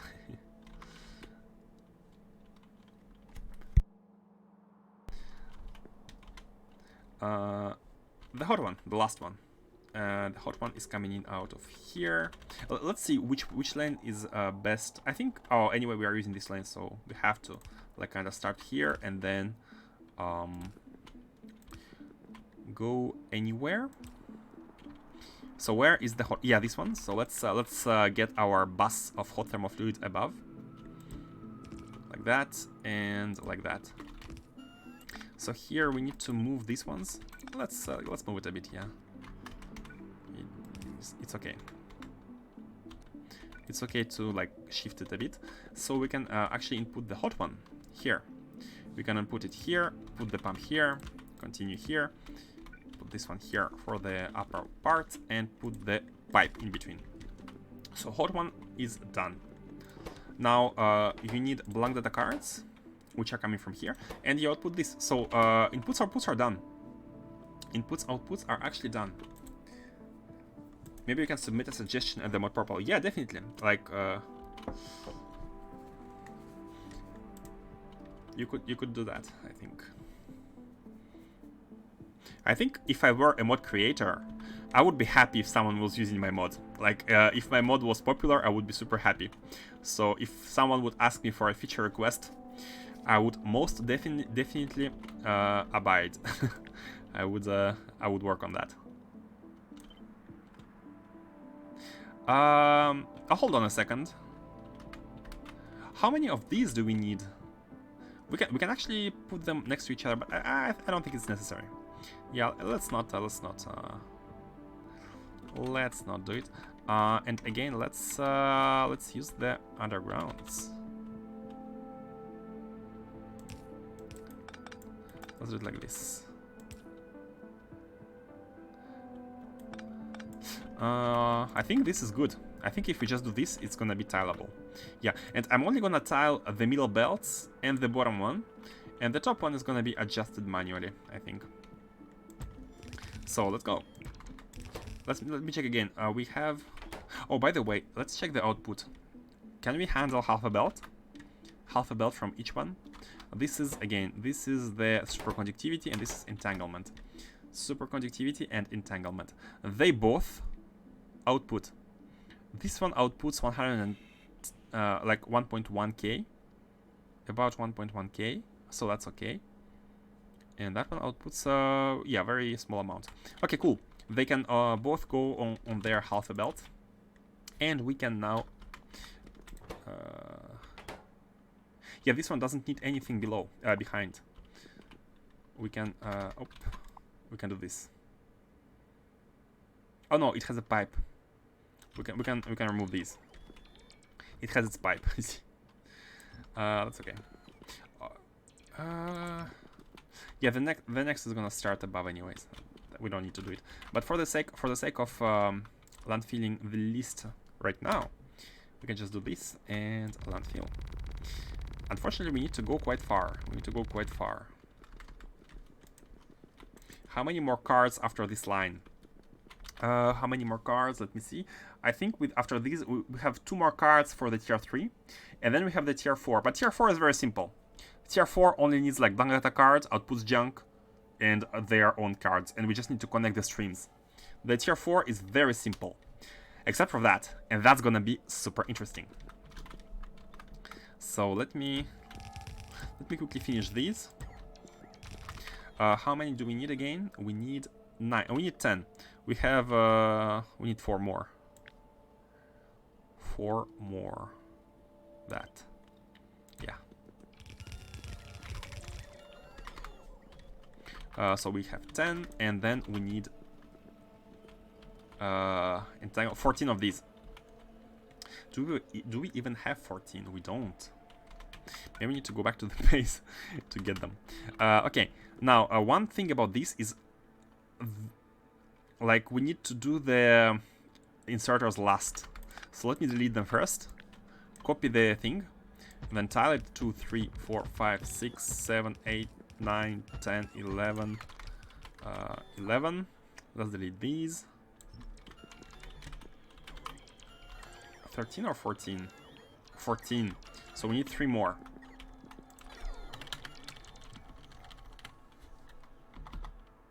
We need 3 more.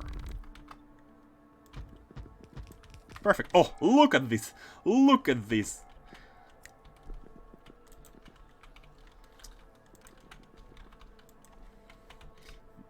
You need those for belts. Those for belts? Which ones? Oh, do you mean the super belts? Let me check. Let me check the belts.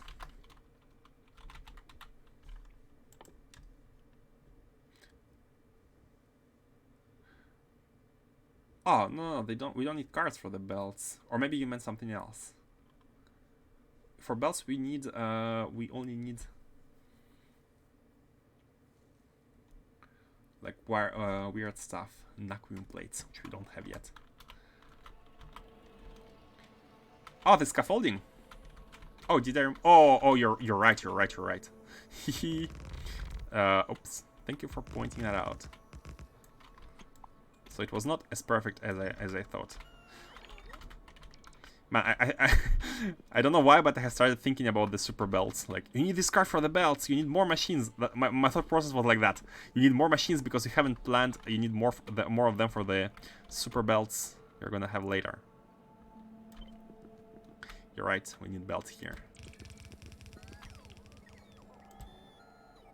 Okay, like that. And now we need to. Let's see. Do we see a pattern here? Pattern detection. Yes, I do see a pattern. 5 of them are a tile. We can see that the first one, I mean 4 are the tile. The first one is matching the belt disposition with the number 5. So 4 of them form a tile, which is really nice. So we can actually copy paste.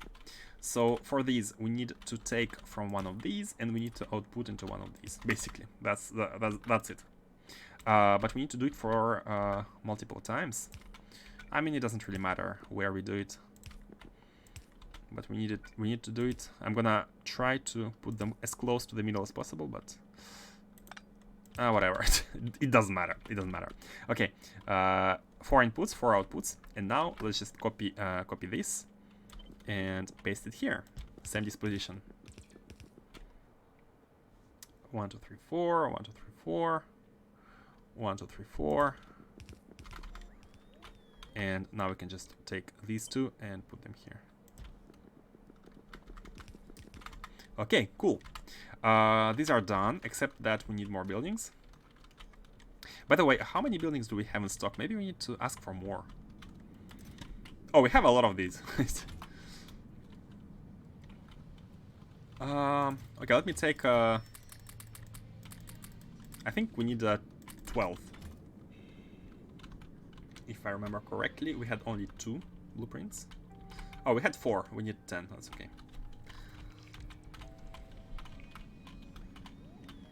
And we need power. Oh no! Okay, I'm gonna move it a little bit to the left, to the right. It's gonna be like this. Shh. No one saw that. I mean, I wanted to have rectangles of power here, but we had to kind of like have a weird shift here. Like, we are trying to have rectangles, but it's not always possible. That's okay. I mean, it is possible, but it would require a rebuild. Let's also save some stuff here. And actually, we can remove it from under this pylon as well.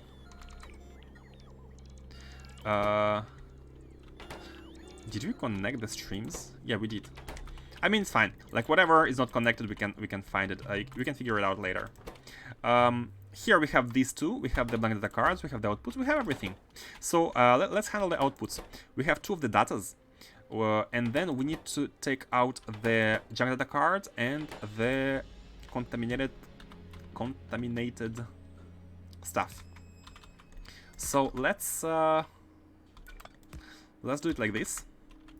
And here let's take out the contaminated scrap, and here let's take out the junk. So the both cards, junk data card, right? Yeah. So the both cards are actually here, and they need to go onto their own lane, which is this one. Like that, nice and clean. And then we have 3 more lanes, and that's for the remaining cards. Yeah, I'm not gonna be too bothered with how undergrounds are organized, just hoping that we are able to have them everywhere. Okay, I'm gonna be worried about these two at least. Yeah, everything else seems kinda okay. Kinda okay. So we have these 3 belts for the remaining cards. Let's never cross the streams. Never cross the streams? What do you mean? Did I misplace? Oh, I haven't connected these. And this is the blue one is the one of which we have a huge throughput requirement. So it's coming in through this lane, through this high throughput lane. So let's take from it as often as we usually do, like this, and I could have copied that. Could have other way around. You are taking out of it, and these are not connected. And I think we can just move these one more, like a bit above, so we can have only one of these. Yeah, like that. Perfect. These are done. The stream is done. The cold one is done. The hot one is done. I want to believe everything is done, and we shall see later if there are any mistakes. I don't want to care too much about trying to be perfect, trying to figure out if there are no mistakes. We are gonna see them and fix them. Let's get the. By the way, let's get the information about the next buildings. So we have done this one. We have done this one. We need. I think everything that remains is the easy ones. I have done the most complex ones, so we can try to speed run them a bit faster. So we need 7 and 9. We need 18 particle colliders. Okay, let me deposit these first. Take the particle colliders. 18 and 5 and 3 more. 18 like that, and these. And let's go. Let's try to speed run them. Deck. And we can start here. Yeah. So how about the beacon? So these are all beaconed, except that the beacon doesn't go too far. These are beaconed, so we need to propagate it here. And I think 4x4 is really good. This one is no, this one is actually hitting 5. Okay, 5x5. I think 5x5 is really good.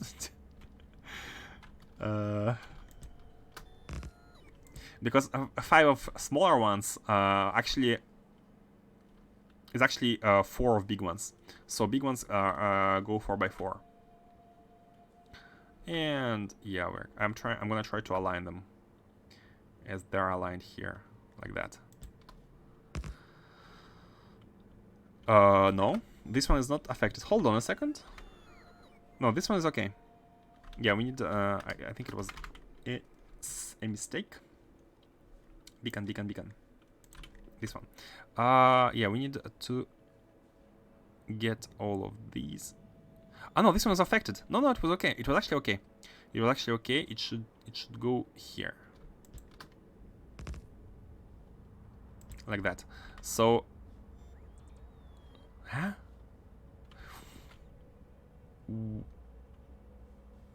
Okay, I understood my... well, basically I was trying to look at where the beacon started for this machine, but I haven't looked carefully. This beacon... like... oh, I have confused this beacon with this green zone. With the green zone. So the beacon is here. So we are almost at... we are skipping one segment of the big machine. So we are here. We are here, yeah, we are here. And then we are anywhere. I'm gonna try to be as close to the factory as possible. Missing one. Yeah, and now it's okay, right? This one. Now it should be okay. Revan the Eagle Eye.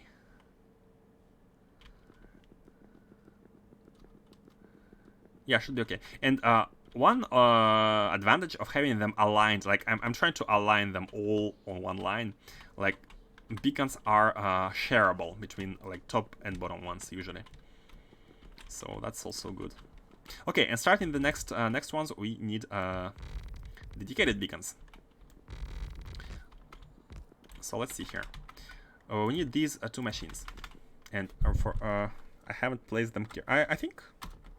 No, they are carefully placed. 1, 2, 3, 4. One more, and now they are properly placed. They're actually properly placed. So we need the panda one. I'm gonna call it panda. It looks like a panda. And lepton.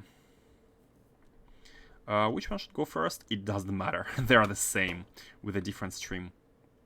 Panda and a lepton, like that. Okay, let's get the stream. Oh, we need stuff. We have only one, only 1 to 2 of these.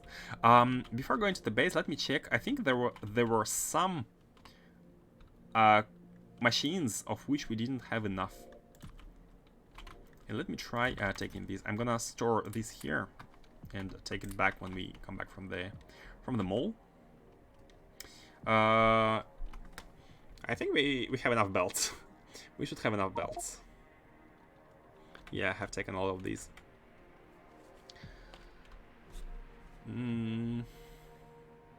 Supercomputers, we don't need 45. 30 is enough. Even 15 would be enough. Yeah, I don't think we need so many stacks of supercomputer in general. So yeah, 15 is gonna be enough. Here, too many beacons as well. Oh, 75. Yeah, beacons, again, 50 beacons are good enough. Too far. Far from home. Factorio engineer, far from home. And these robots are trying to deliver stuff already. What are you? Why are you blinking? What are you? What are you?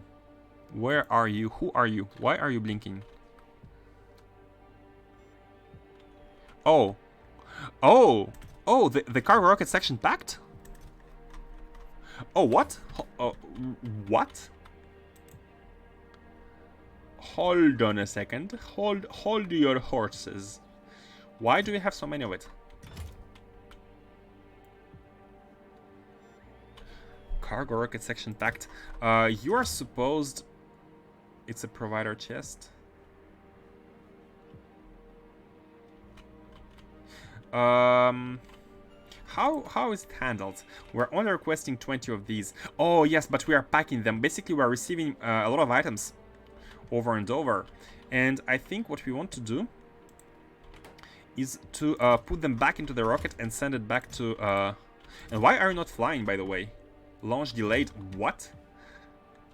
That's the first time it happens, that on Novice, the landing pad is full. I think that's the first time. Or maybe a second time. Oh, we have cargo sections which are unable to get emptied.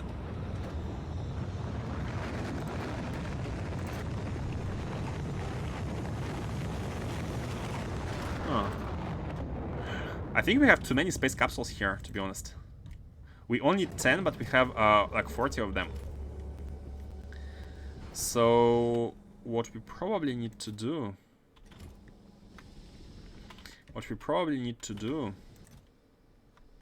because yeah, we are outputting. Kind of need to fix that, and I think it's a good opportunity to go to fix them right away because we are next to. Hold on, I'm going with you. It's too late. Could have been good. Could have been good. I think it's kind of important. This rocket should always be working. Because we are trying to reach rocket reusability 20. Look at how we are at 19, 38%. And I'm not gonna say we're close to the... Why did you give me 4 chromatic rods? Who asked? Who asked? Oh, I need to activate logistics. Of course. To get stuff. Let's take some other rounds. We do have some other rounds. Yeah, let's have a quick trip. Oh, you know what? I think if we help the rocket to be full, it's gonna leave very fast. Because we have a ton of scrap here.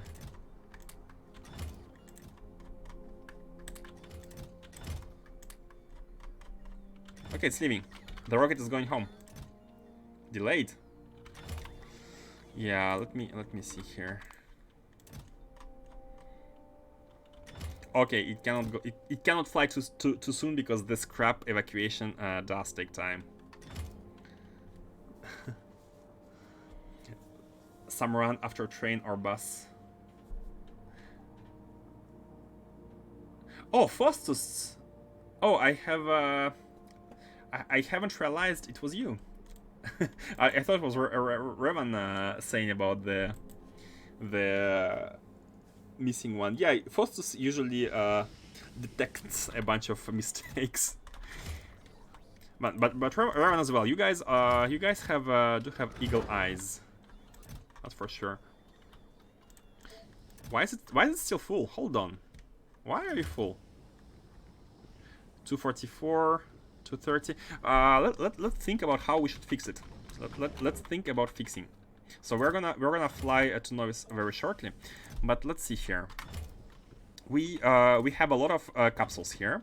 The capsules are coming in from here, and what I think we need to do. We want only 10 capsules inside. We want to evacuate the surplus of the capsules. Yeah, let's launch. I think we have enough space. Yeah, we have 100 space. The rocket has 500 slots and landing pads has 610. So if you have like 100, you can launch without any issues. So what's happening here is that as the time goes on with the rocket launches, these capsules accumulate here. They accumulate and they kind of rotate. But what we want is output these out of the system when there's too much, and put them in an active provider chest. And define too much. Let's define too much, and let's be smart. Let's have a multi. Let's try to have a multi connection, and try to evacuate both capsules and cargo rocket sections when we have too much of them. Let's try to do that. Before that, let's see, why do we have also a lot of capsules? We have 340 capsules. Basically, we have too much items in this storage chest, and we need to kind of free it. Now, the capsules, the pack cargo rocket sections are transformed by this inserter, which checks it keeps only 100 stacks sections here, and it outputs onto the rocket sections packed. However, I'm noticing that these rocket sections packed, they are not going anywhere. How are we delivering rocket sections packed? Oh no, they are outputted here, and they are going into this chest up to having 5, being transformed into unpacked ones and inputted into this chest. That's how we get unpacked ones here, going through this chain basically. Is this okay? This is actually okay. And we just have a buffer of them. We have a lot of them. Okay, sorry, I missed your messages. Some run after train or bus. JMS run after rockets. True, running after the rockets. Wait for me. I thought you have to wait for empty, or is that only for auto launches? You don't have to wait for empty. Yeah, auto launches wait for empty. If you auto launch, you will always wait for empty. But if you manually launch, if you have too much stuff in your cargo landing pad, and if the rocket arrives, I actually don't know what happens because you don't have enough storage to store what's in your rocket. Maybe it gets deleted. Maybe it gets spilled all around. I don't know what happens. Maybe it becomes scrap and gets spilled all around. I don't know what happens, and to be honest, I don't want to test. It should not happen. But because the rocket silo has 500 slots and landing pad has 610 slots, there is like 110. Man, it's so loud. There's like 110 slots of buffering where you can manually launch. It's gonna go. If you manually launch, you can always launch it. But just be careful. It vanishes. Oh, hi, Sleep Seconds. Thank you. You have a confirmation from official Space Exploration Discord mod. Welcome, welcome. It vanishes. Okay, good to know. Well, then, oh, it's actually an opportunity to try to delete stuff. You can have a rocket deleting items if you want to get rid of some items. That's for the cost of some fuel, you can delete items. Maybe there are better ways. Let's see how we shall fix it. So all we need to do is to make sure we have space in this storage chest. We don't want too much capsules. We want to have only 10 of them, so we can put them into active provider chest. The question is, should we be putting cargo rocket sections in the active provider chest? And I don't think we should. Cargo rocket sections could go here, should go here, and they should go in this chest. They should go in this chest, and we kind of need to handle these packed ones and try to put them where they. Or is it just a matter of buffer? Maybe we don't have too big of a buffer. Voids are evil, even more cursed than pipes. I actually agree. And I think Revan agrees the most here. Whenever I'm shooting the chests. Yeah, we should try to reuse the items when possible. I mean, I don't have issues manually deleting stuff like from chests, but automating that is very evil. Like, automating deletion is the worst inefficiency you can have. There's always a way, like if a mod pack is well designed, there is always a way to process your byproducts. And it feels to me that Space Exploration is indeed well designed. Because I have never had an issue where I couldn't handle, I couldn't see a way to handle byproducts. So let's see here. What should we do with these cargo rocket sections packed? They get stored here. And they're kinda the same. They are always going back and forth between this planet and orbit. No, but we need a fresh. Sometimes we have a fresh supply, right? How does the fresh supply happen? Oh, no, not from here. How do we have a fresh supply of these? Oh, this is the fresh supply. Fresh supply is coming in from here or like wherever, and it's getting inputted here if we have too much of these. But then this is a buffer, and this buffer is not enough. Basically, what that means is that this buffer chest is simply not enough. So there would be a simple way to handle these. Why are you both inputting? Hold on, what's going on here? Why do we have two of them? Okay, this is the fresh input. This is basically the request from the production. And this, what are you? Oh, you are the old way. At first we have been delivering them using trains, but then we have established a global network. You are the old way, but unfortunately haven't connected you to you. So, oh, which one we should be using first? This is the global. Let me just explain so that everyone understands. We have a network for this spaceport, basically. This is where all our rockets are. I mean, not all, there are some rockets elsewhere. But this is the main spaceport, and it has its own logistics network. So whenever we deliver stuff, it's coming either by trains or through the... This is the global network. The network which goes along the rails is the global one. You can see there is always a disconnection. It's a bit inorganized, unorganized, because I wanted to have these provider chests of the train items in the spaceport network, and all around should be the global network, in particular for this fuel, for example. So yeah, it's a bit weird, but this is a separate one. So we have these cargo rocket sections packed, which come from somewhere, and I think they come from here. Yeah, we have a storage chest, and this is the recycling chest. This rocket here arrives from the orbit to Novice and delivers all the sections which go into a storage chest, and we want these to be used in priority over the ones which are these ones are the global ones, which we kind of taking from that reception. And we want them to be used in priority. And I think that this is why... No, actually, it was correct. This is why there is no... Why this drop, guys? Does someone, anyone else has this bug? I often have the bug when I do a wire, or when I undo it, I have stuff which drops, and then the character collects it. That's how I had 20 and 68 wires. Although... Like, if I make it, and then I go out of N mode, I go back into N mode, I take the green wires, I disconnect it, and nothing happens. Sometimes wires get dropped and marked for deconstruction. I don't know how, I don't know why. I just know it happens in N mode sometimes, and my character receives wires in the inventory. Not sure why.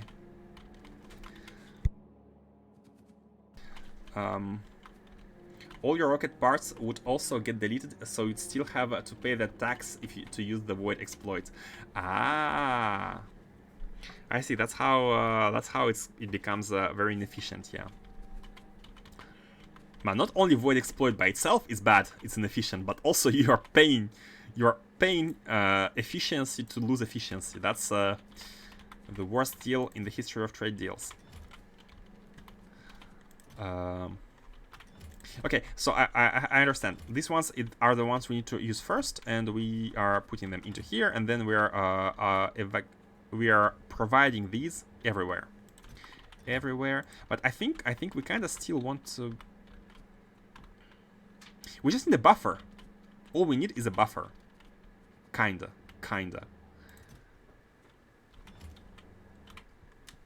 So the easy solution here would be to make a buffer of these. Let me make a big one. And let's have the robot handle everything. I don't want to have belts. Let's have these in a big chest. Anywhere nearby. That's so messy. That's so unorganized. Let's have a chest here, and let's set it to the rocket sections. It's a storage chest for rocket cargo sections, packed. Storage chests work in priority over the passive providers ones. So whenever we have like too much stuff, it can get sent there, and we can be done with it. So we need one here, one white here. Actually, not even white, like green one. But we need to configure it first, and it's gonna go into active provider chest, and the configuration should be... Look at this. Did you see that? The character had dropped the wires. The wires have been dropped. I always go in N mode for the free wires, but sometimes they get dropped. Didn't know. Okay, and then when the amount of rocket sections packed is above a certain threshold, is above a certain threshold. Let's say, how many do we want here? Let's say we want... Okay, we can accept... Okay, 10 rows, 100. When it's above 100, just output everything else into an active provider chest. I'm sorry. Oh, okay. These are not 100. These are like 80. Above 80.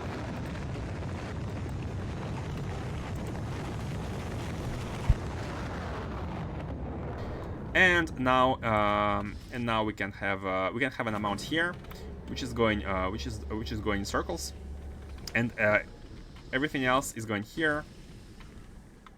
And this is how we are gonna have only 100 of these here. Now let's handle the capsules.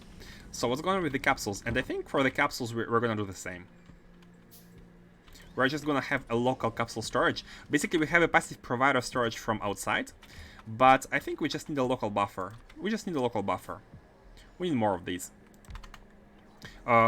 Is there any smart location for the chest? I mean, it would be smart to have them actually somewhere closer to the rockets, and not there. But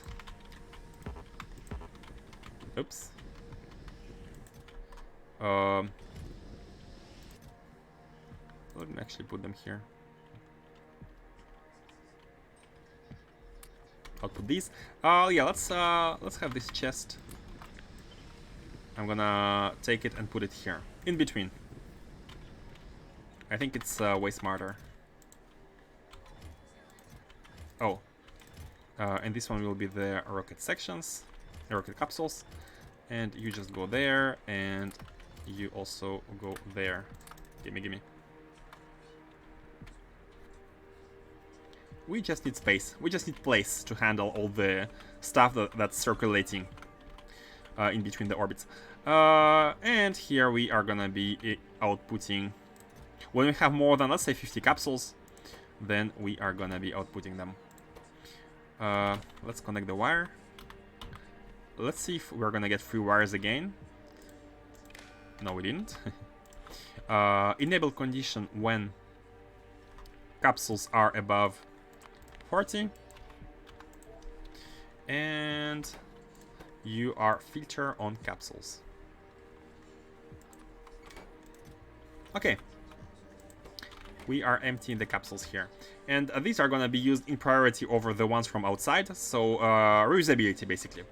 And storage location. They're traveling back and forth. And with capsules, I think we never lose them. So, like this outside, like input from outside, is only gonna be ever used when we add more rockets and we have more rockets circulating. Only then we're gonna use output rockets. On normal function, these ones should never be in use.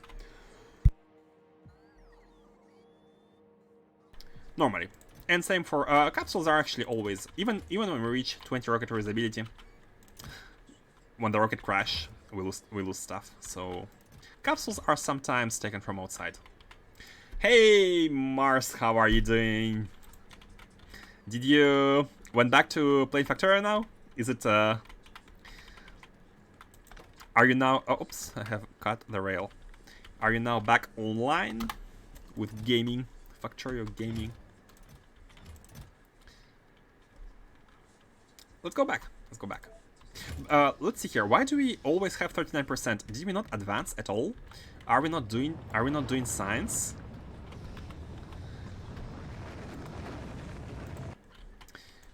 Science should be done. Astro science here. We must be producing level 1s, but we're not producing level 1s. I think let me emit a hypothesis. It's gonna be because of the cubes. It's gonna be because of the vulcanite blocks. And let's see here. Oh, actually a lot of stuff.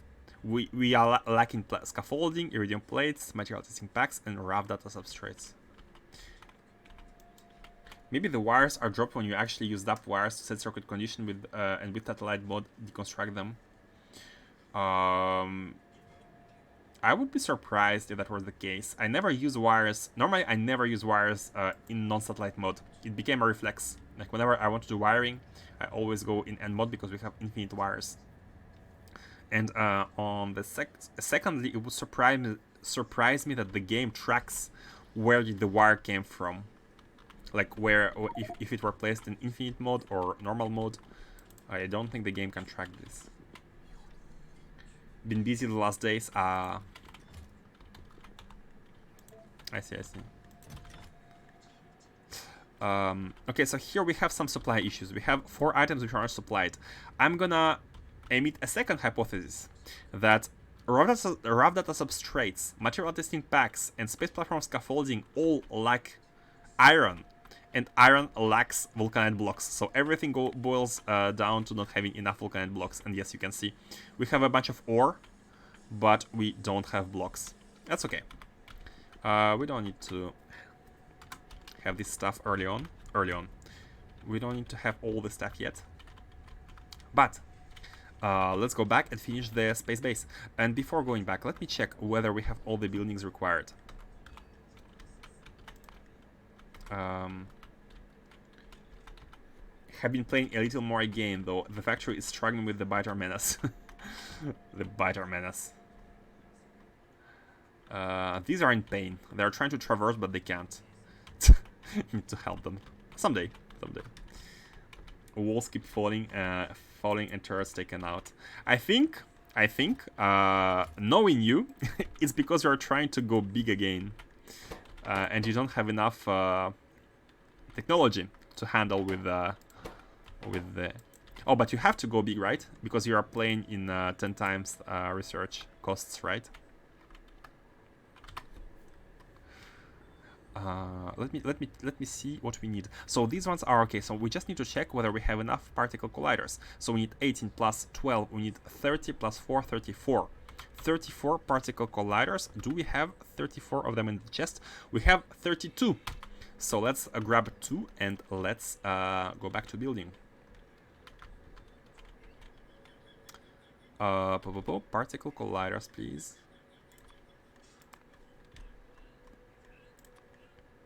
2. Gimme. 300 drills, 150 assemblers, 250 furnaces or so. And what's your science progression?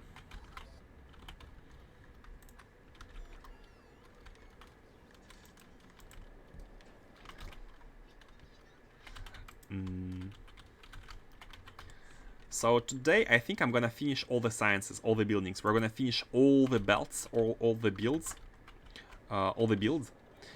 and I have about 40 minutes to play more today. So in 40 minutes I think we're gonna have time to finish the science, the energy science. And the next day, tomorrow, we are gonna go to colonize the star. We're gonna start the Dyson Sphere program in Factorio. We're gonna try to have I actually haven't even looked how to beam energy. I just know it's possible, but I didn't check the technologies yet. But let's see it when we have all the sciences plugged and working. Because I think it's not. I'm sure we're not able to do it yet with all the unlockable stuff. But yeah, I haven't seen it anywhere among the yellow ones. Is there anything we can research? Oh, we don't have the 4 yet. I mean, we can't produce it yet.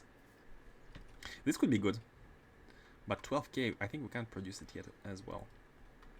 We shall see it later when we connect all the sciences together. Star T the program. Yes, exactly. We're gonna star T the program.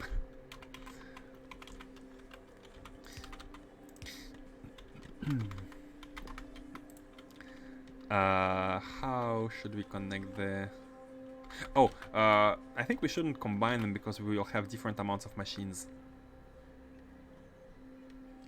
7 of pandas and 9 of leptons. So yeah, we need to let's evacuate them on their own lane and just connect them here.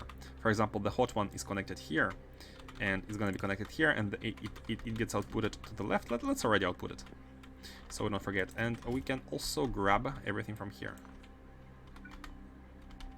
Let's do it here.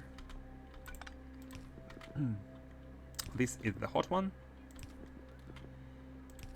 and we can just copy that. Speedrunning a bit. Let's try. Yeah, that's the hot one. Okay, this is done. Now let's see about the cold one. Again, we can just do this, these, like connect them together like here, and then, or not here, here, and then continue them and plug them in right here.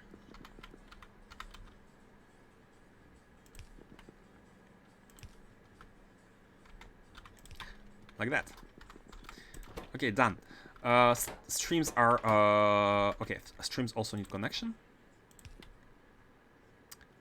Stream. So the red one. So again, only blue one is above 50k. So for red and green, we don't need to be worried about pumps. And these are red and green.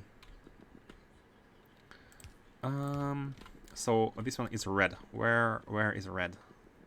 It's all the way down. Where is the output? It's here. It's this lane. Here. The red is here. And the green one is here. Where is the green? Oh, it's right here. The green one is... No. This one. The green one's lane is this one. Oh, right here. Perfect. So green is connected. Red is connected. Cold is connected.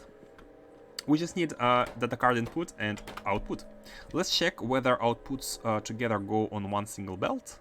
Yeah, 235, 235, 230, and 982. Oh no, it's this one. Yeah, perfect. No issue at all whatsoever. They need a card and they output cards.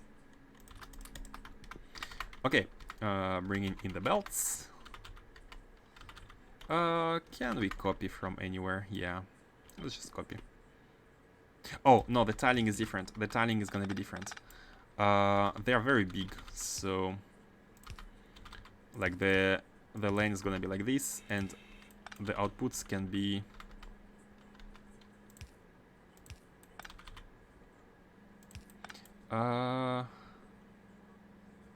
yeah, the outputs can be like this. I think this is a tile. It's so big. No. Two spaces here of the remainder, one space in between, and then two spaces of the next one. So the tile is actually like this. And this one is like this. Okay, good. These are all piped. These are all piped. Now, all we need to do is put the inserters. And output here and take from here. Now, the speed. Final check is gonna be the speed. Oh, and also the beacon. We need a beacon. Can we put a beacon behind the second one? We actually can. Oh, yes, we can. We can. But again, it needs to be somewhere here. That's okay. If we had like an input belt of stuff behind, then it wouldn't be as easy. It would still be possible, I think, but it wouldn't be as easy. So we need to checking the speed again. Checking the speed. 5.6. Yeah, 5.6. So you need one card every 5 seconds. So one card per second. And yeah, nothing a red one cannot handle. And the output is also you're the same. One card every second, and like one of each outputs every 2 seconds. Same here. So yeah, red hand is gonna be good enough for both inputs and outputs on both sides. So all we need to do now is tile it, and we can place the beacons later. Let me also clean these and clean these as well. Actually, we don't have to clean these because like we're gonna be having sciences about, but that's okay. Do this. Oh, mistake. A positional mistake.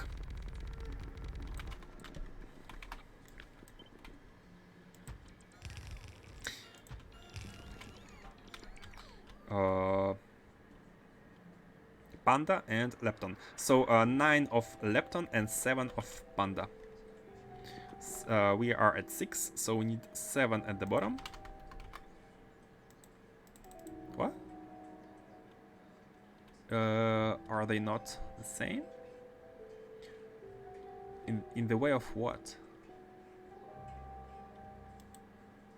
Space underground belt in the way. In the way of what? I'm not seeing any red. Huh? Weird. Yeah, this is normal. Are they okay? I don't know. Okay, 7 here, and we can delete this part, but again, keep the belts. And have 2 additional ones at the top. 7 and 9. Oops. Do this. Okay. Delete these, delete you, and delete you. Perfect. These 2 are done. All we need to do now is input the blank card. Oh, by the way, have we inputted blank cards here? I don't think we did, and I don't think we have finished outputting the junk. Yeah, let's handle the blank cards first, because I think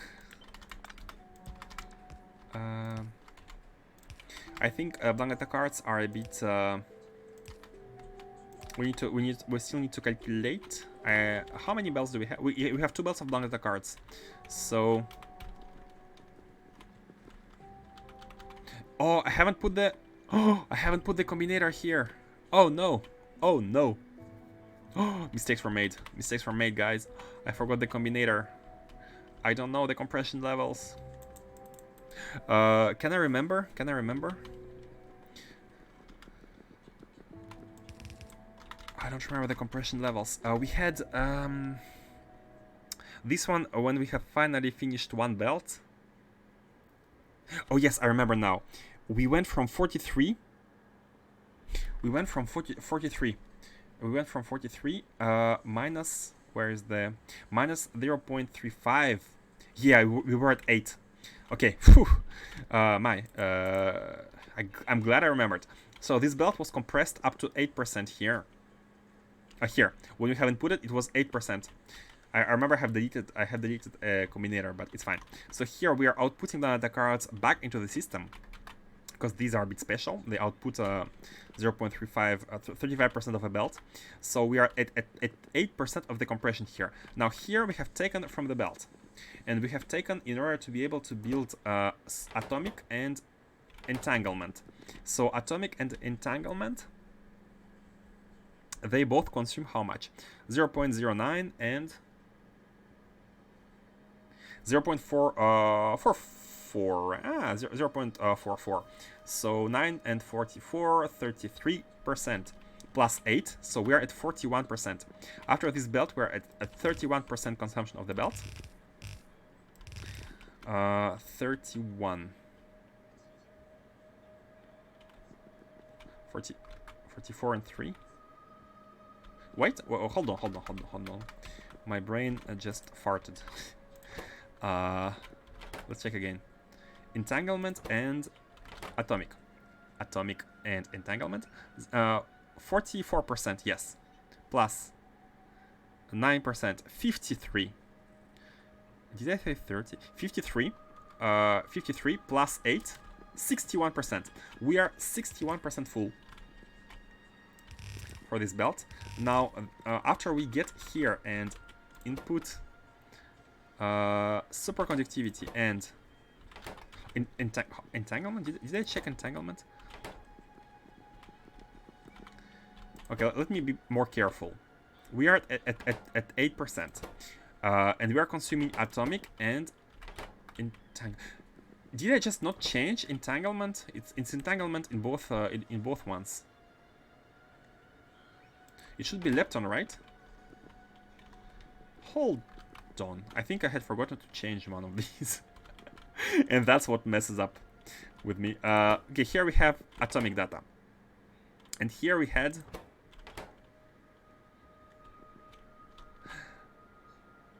No. Atomic is the one of the level 2. 1, 2, 3, 4... 1, 2, 3, 4, 1, 2, 3. Okay, we are here. We are at lepton, entanglement, quark, and superconductivity. First ones we did were superconductivity for sure, and lepton. And now we are doing... uh,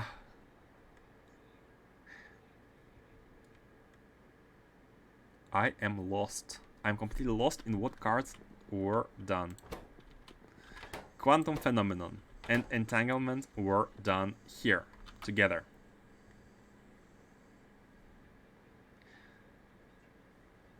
How? What?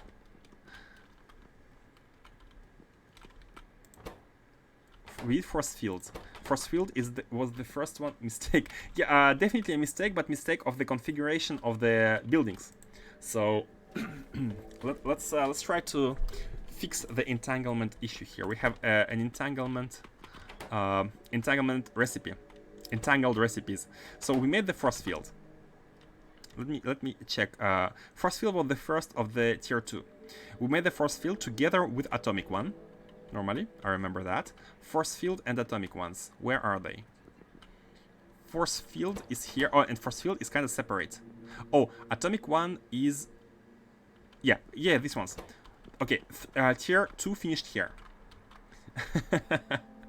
Time to delete save and start again. Oh my. That's, yeah. Atomic and force field. Fortunately, they are very similar, so maybe we don't even need to change anything aside from recipes. These two are done, and these two were done. Subatomic and quantum phenomenon were done together, I remember.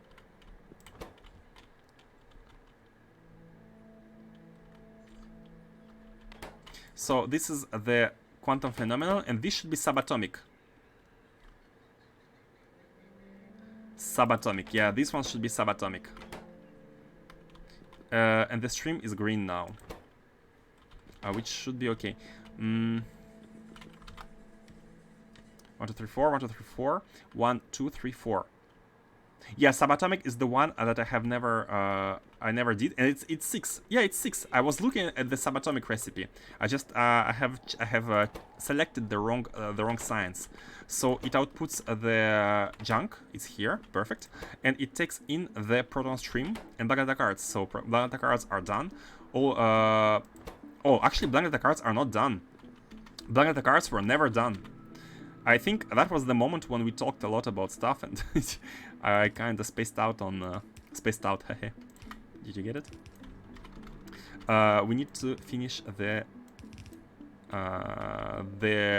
blank card input. So let me put back the constant combinator before I forget. This was 8% consumption.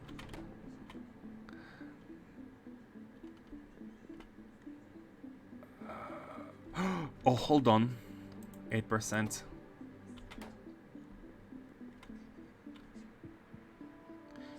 We're inputting... No, okay.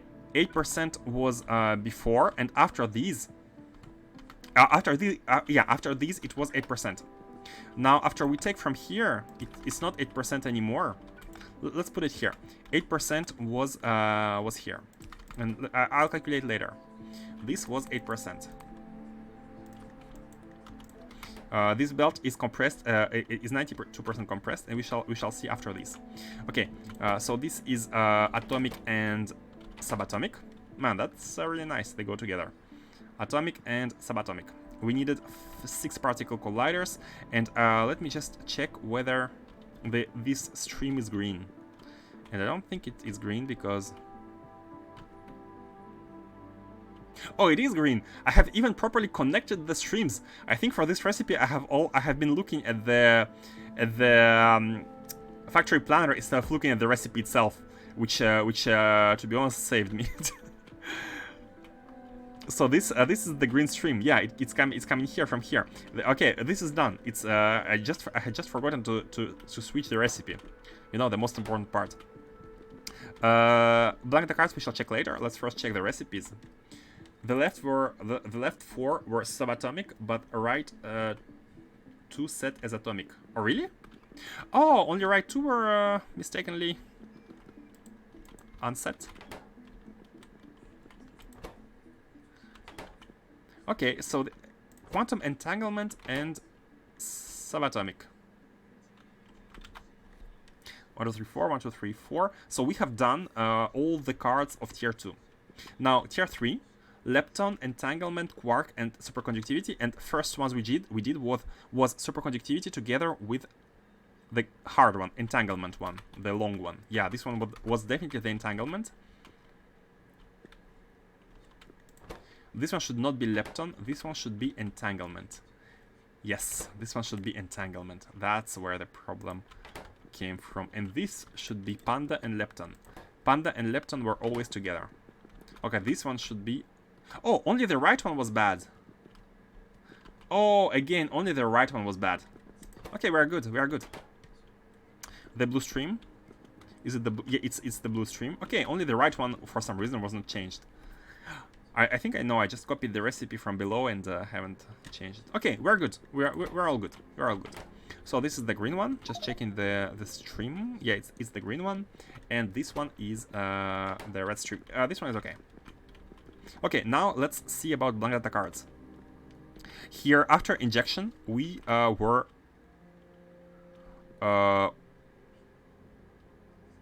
yeah, this belt was 43% used, but we had injected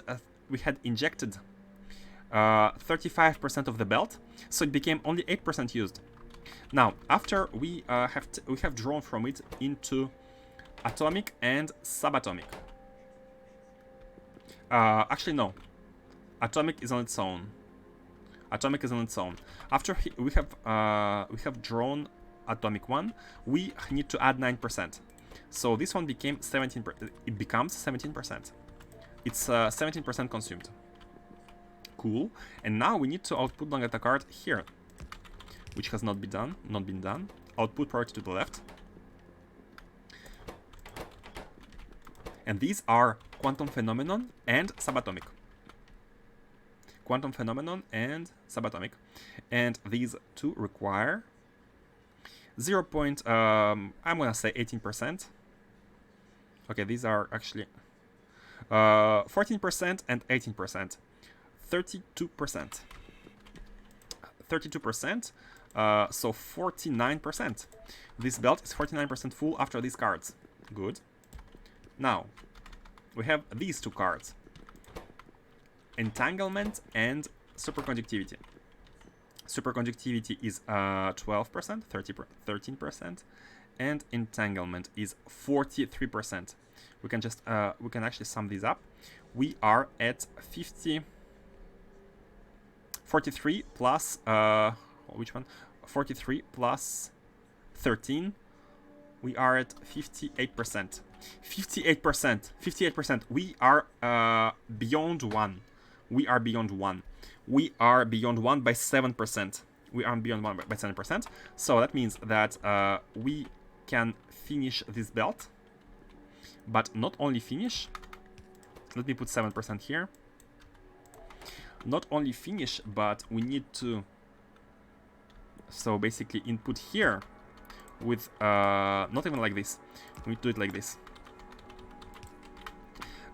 We are inputting from the left, outputting to the left. So this belt is fully consumed. And we are taking from this one 7% of its throughput. And I think that is correct. I think these are not properly aligned. Yeah, hold on. Like this. Yep. And now let me just drop the cards. Okay, so this belt is fully consumed. And we have only one belt. And because we have only one belt of the cards left for everything else, we don't have to care about its consumption any longer. Because we have only one. And we know that it's gonna be enough. We just need to check whether the output priorities and input priorities have been always set. And aha! Output to the left. Aha! Okay, should be good. Yeah, this is what, again, one of the cases why, like, one of the reasons why I don't want to say it's a bus. No one does it. No one does like that in their buses. I mean, at least I have never seen people do it. I've always seen balancers all over the place. So simply because when you have a normal bus, you cannot afford to do that.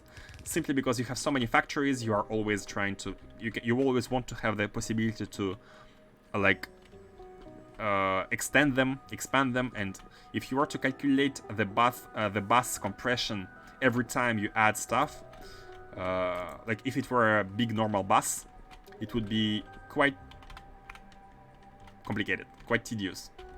But for a small sub-factory where a bus is only handling this, I think it makes sense. I think it makes sense. It's a bit of effort, but once you are done, you are better on UPS. You don't have balancers everywhere.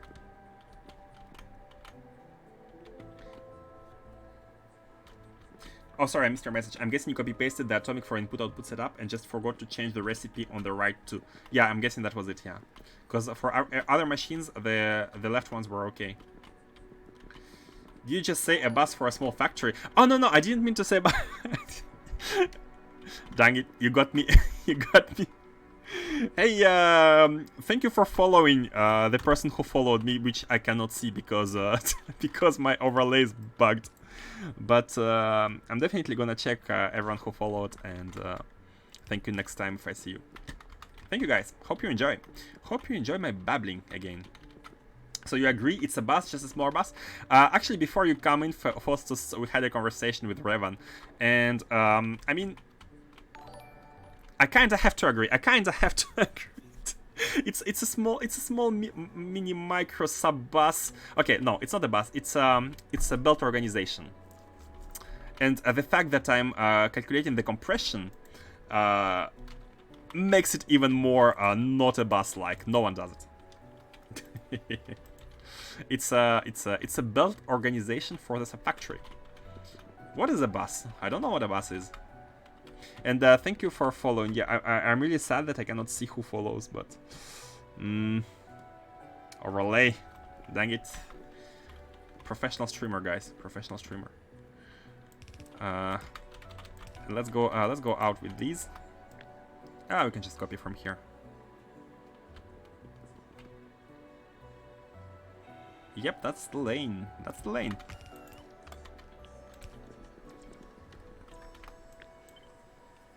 Huh? No, it connects. Yeah, it connects. Okay, good. So we have long data cards, and we have the streams, which should be all properly connected. A message queue. Here is programmer jokes. Yeah, it's a message queue. Programming jokes. It's a term. For those who don't know, Google it up. Google it up. Hard to explain. You subscribe for messages, for events, and you push stuff. You push messages and you subscribe for messages. It's actually similar to listener paradigm. Event listener.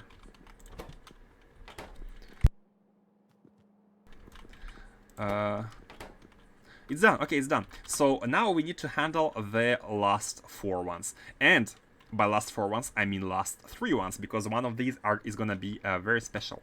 It's gonna be very special. And I think I'm seeing here 17 particle colliders. So I think making a row of 17 particle colliders is gonna be just too long. So in order to keep it all as small rectangle as possible, we can make 2 rows for the 17 one. 2 rows of this one, and these 2 rows are gonna be combined into one half a belt, and they're gonna come here on this lane on the left hand side, and the cards, the sound cards, are gonna come from below here on this bottom side. So these 2 are gonna get combined together, and we can combine the other 2 for this belt first. How about that? AMQP Factorio implementation.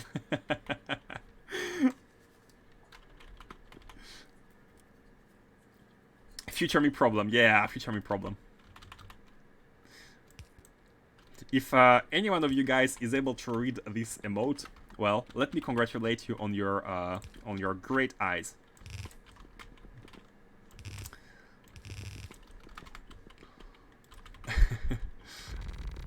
I used GIMP because I don't have Photoshop. I used GIMP as usual to create a small emote, and it had to be, Twitch asked for the emotes to be 18 by 18 pixels, I think. It had to be done in 18 by 18 pixels, and it was when I opened the image in GIMP 18 by 18, I couldn't read it even when it was too large. But when it's dezoomed, you still can't read it. Too many words. But I like it. I used the font. I used the font from Back to the Future. Of course, it's a reference. Future me problem with the Back to the Future font. Let me take all the. How many machines do we need? First we do these, so we need 12 and 4. We need 16 machines. Hold on. That's too much. Let's take half.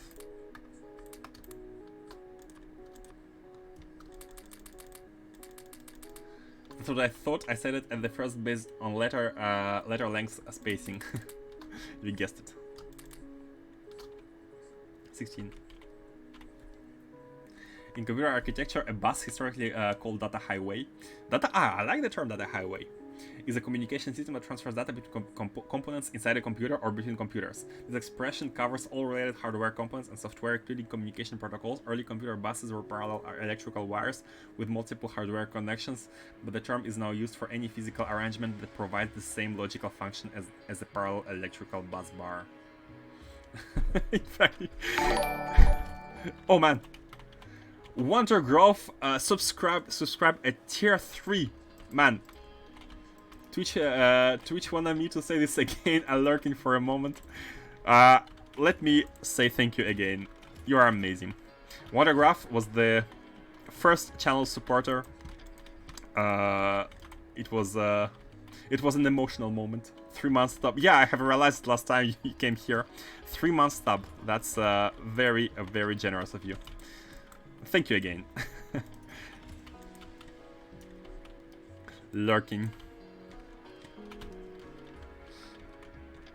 Lurking here almost all the time.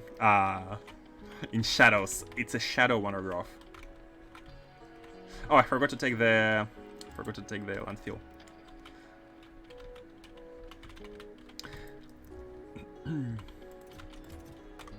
Hey, Wondergraph, does it look like a bus to you? Does it? Okay, don't look at the bottom. Look from here. Does it look like a bus to you? Look how poor it is. How few belts there are. How there are no balancers. Going to lurk back. Okay. Hope you are doing well. Hope you're doing well.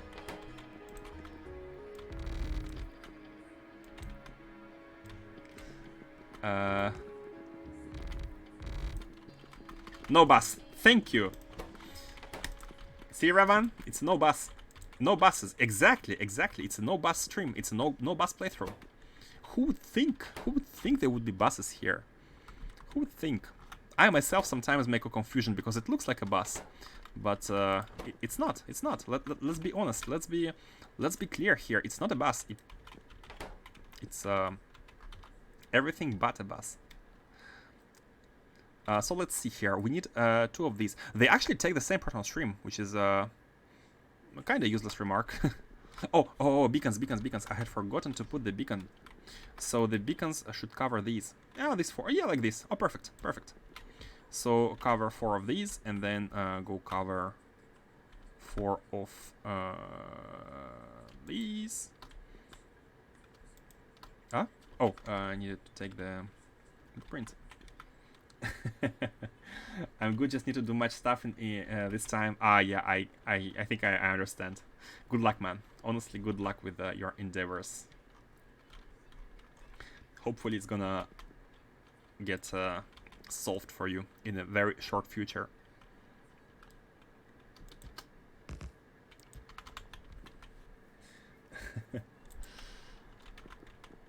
Have a great day. Thank you very much. Forgive the link. No problem. This is a bus. Let me check. What have you linked? What monstrosity have you linked? Let me finish this beacon quick. And I'm gonna check. Never mind. Okay. For some reason Twitch didn't properly make a link. Because of the .com. You don't have to put .com, by the way. I'm allowing for the links for now, but bots have been quite active lately. Bots have been active, so maybe it's gonna change. Let me change the scene so that everyone can view.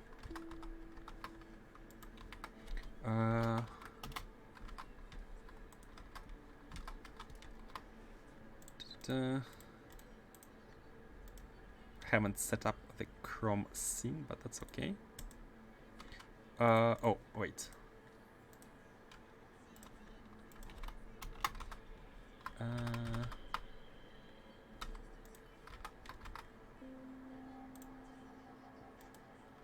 Meme from the 2000s.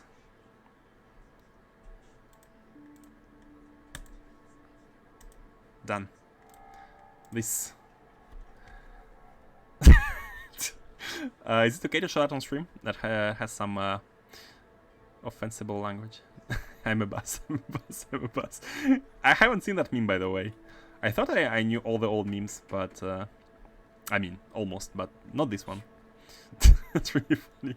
It's almost like, you know, when ambulances pass, like every car goes on each side, but here with the buses, no reason, right? There is no reason. There is no reason this should happen, but that's funny. Ah, where are you flying? Oh yeah, the jetpack. Ah. Yeah. Jay. Oh yeah, sometimes when I tap, the character takes a direction and flies away. Not sure why that happens, but sometimes that happens. Is this all beaconed? Yeah, this is all beaconed, perfect. And this is also gonna be all beaconed. Hopefully we don't need anything intermediate. So which one is alone? The boson data. So we need to have these two. Magnetic monopole. Monopole, whatever that means. I have no idea whether this is imaginary or real. But yeah. How many of these, by the way? 12 magnetic monopoles and only four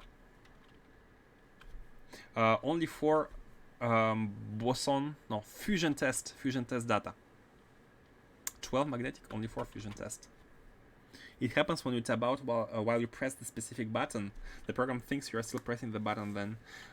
Okay, I need to pay more attention. I didn't think I was pressing a button, especially the W button to move. But okay, I'm gonna try to pay attention. Let's have the magnetic monopole at the bottom and a fusion test at the top. This is a magnetic monopole at the bottom and fusion test at the top. Just because we have more machines at the bottom. And because we have more machines, we can align all the liquid stuff on the bottom. Let's have this like this. And so we can actually do this. This one is gonna look to the bottom, and this one is gonna be 1, 2, 3, and it's gonna connect with the one at the top. No, actually, let's not do that. Let's not do that because we are like we only have 4 of these and 12 of these, so these ones are gonna end at some point. So let's actually do it like this. Let's have two-way and just connect them like this. Oop. Like that. Yeah, I think it's better. Okay, so this one doesn't have anything. It doesn't have. It only has proton stream. Just bombard the force field with protons and you get your data. I mean, I'm not complaining. I'm taking that. And the beacon is perfectly reaching that one. So we need one belt of inputs and do we even need? Oh yeah, we need an electromagnetic field for this one. We need an input for the bottom one, and we need outputs for both. So let's copy from here. What are we doing? Copy pasting is the way. Is the way. Like that. No need for this one. And yeah, the cold one could be here, and the hot one could be here. And oh, let's also propagate the power. Let's put it here, because then we can place. How many? Yeah, we need a lot of the tier 2 ones. I mean the next one we need 2 of these, 2 rows of that one.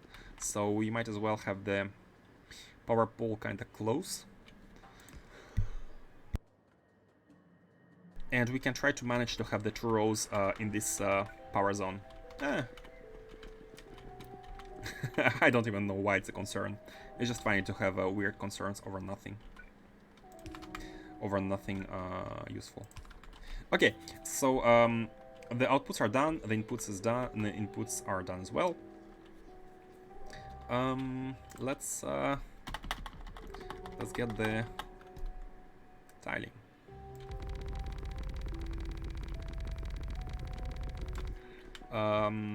So I don't remember how many machines.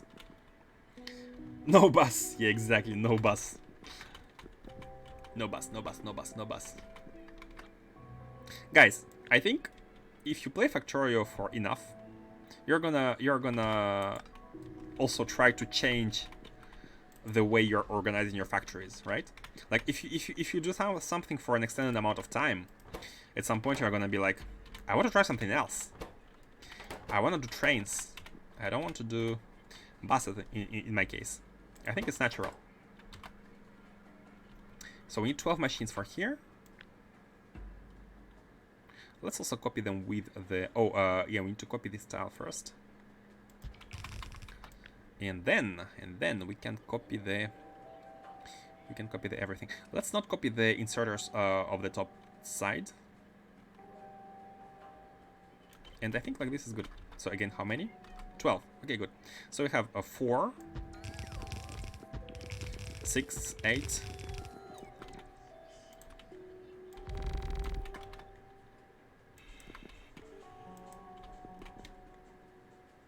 What do you mean? Oh, you are... Okay, let's move you.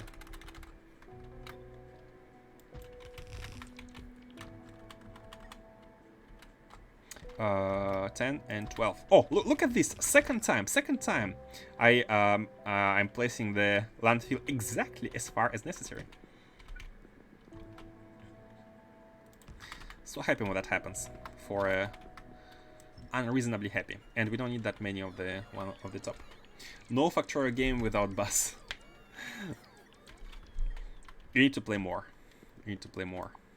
Nice, yeah. Love it when that happens. We can also actually clean up here.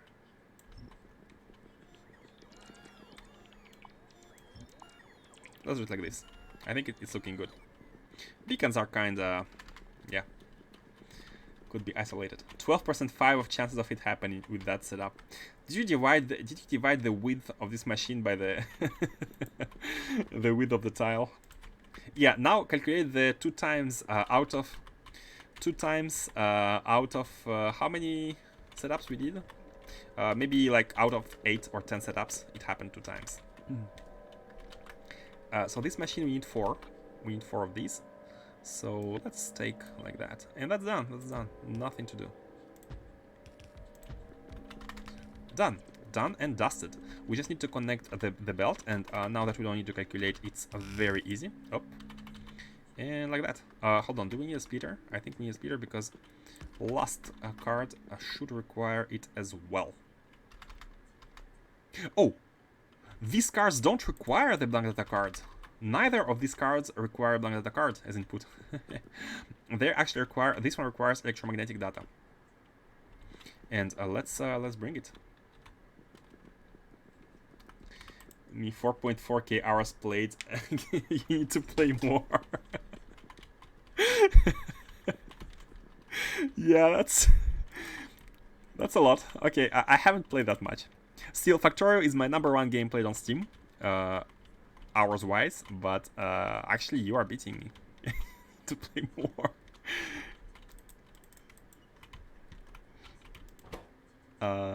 Where is the card? Oh, this one, right? Oh, hold on. I think I had forgotten to connect the one of these.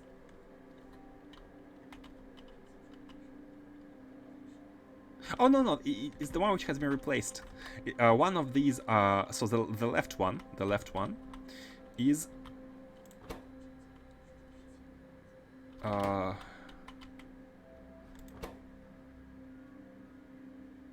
polarization, electromagnetic. Yeah, the left one is electromagnetic. Left one is electromagnetic, and the right one is force field. So we need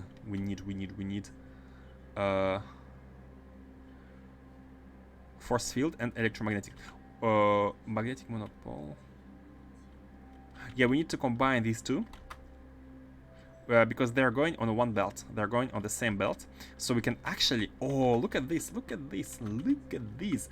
We can actually take it and combine it directly here. Because both of them are going on the same belt for these two cards. How should we do it? Let's do it like this. Like this. And let's use the belt. So now this card, this is gonna be the force field, and this is gonna be the electromagnetic. Force field, electromagnetic, and they go all the way to the top. And in between these two, perfect. Rookie numbers. I'm only at 545 hours right now, and that's with leaving it on overnight in my first playthrough to get green circuit achievement. I don't get why people leave this factory overnight for this achievement. I mean, I do this in 1 or 2 hours. Overbuild some stuff. True. I'm gonna be honest with you guys. I have almost no achievements done, or maybe except for I don't have any like high throughput achievement done, because I went into playing with mods right after I had finished my vanilla game. Like I have launched my first rocket, and I jumped into mods right away.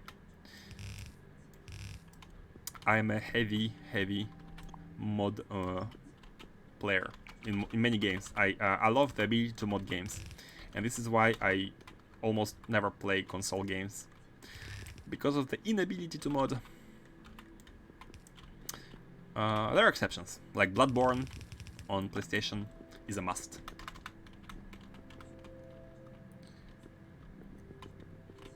Only the vanilla show up in the stream. In Steam, only the vanilla show up. Yeah, exactly. You need to play vanilla to get Steam achievements. What was that noise? Oh, meteor hit? Maybe a meteor hit Shenong or something. Okay, we need last card. We need one last card, but we need 2 rows of it. So, and we need the items. 18 particle colliders. And we have 20. Oh, we have 20? Oh, I think I had miscalculated and have taken too much.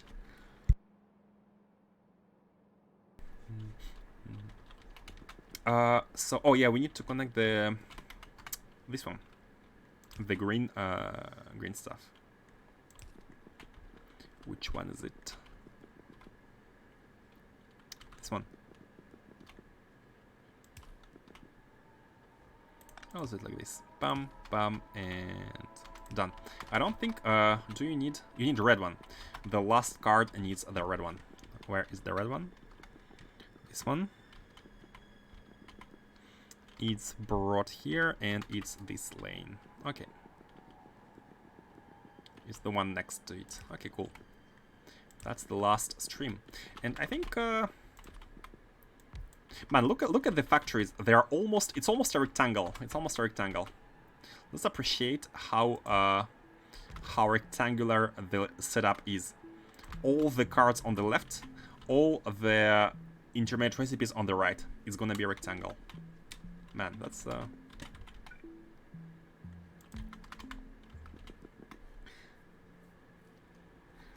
I always played lower resources in vanilla, so expanding is a lot harder than normal.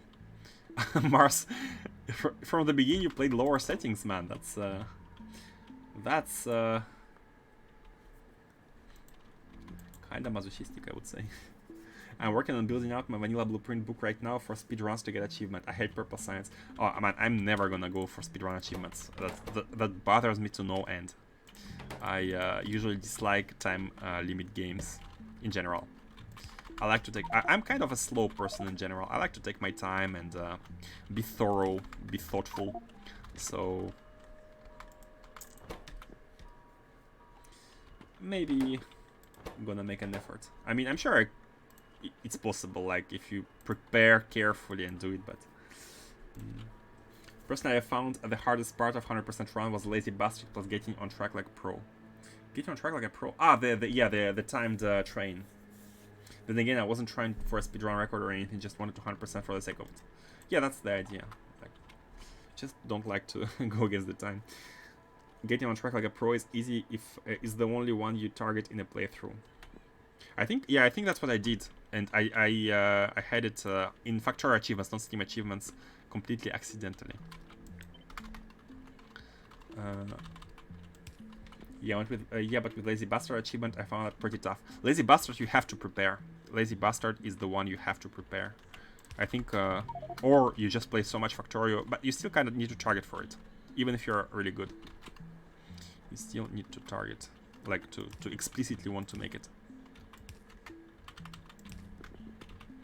Let me connect all the hot and cold stuff here first, and then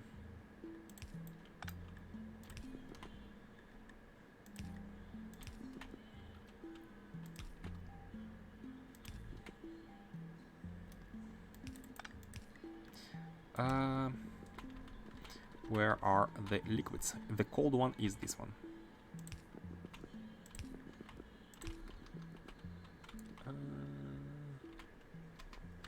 Perfect.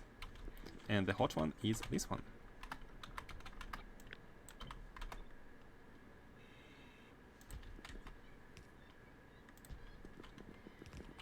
Okay, and just like that. Oh. Just like that. We are finished with all the cooling. What did I do?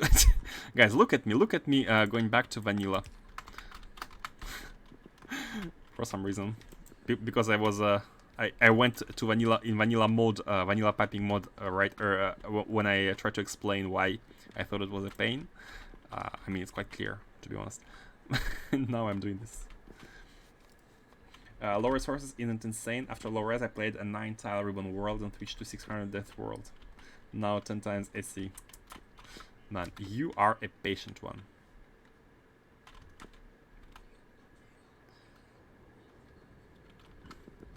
And let's connect the this one as well. And the connections are done. Ho ho ho. Liquids are done. How about solids? We all need the card. We all need the card. Oh, I think I had forgotten to filter out junk data cards from earlier. So let me just do this. And connect it here. And you are going straight. No need for undergrounds. Or maybe like just here. Ah, it's fine. Yeah, let's do it like this. And then you are outputting stuff. You're outputting junk, and you also need to output to the right hand side. So how should we do it? Oh, like this is I think it's so I don't know, we need everything. We need everything, so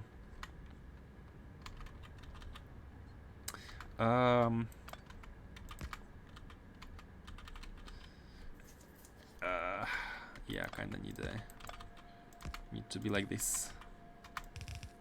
So this is gonna be the junk.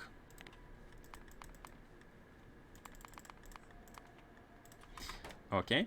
And the reason why I did it like this is because, again, we want these cards. This is the same card. We want it to be on the left-hand side of this final belt. And this way, it arrives here. It comes in here on the left side, so it becomes on the top. And the bottom one is the one which comes from space, from the sun. And the junk is here.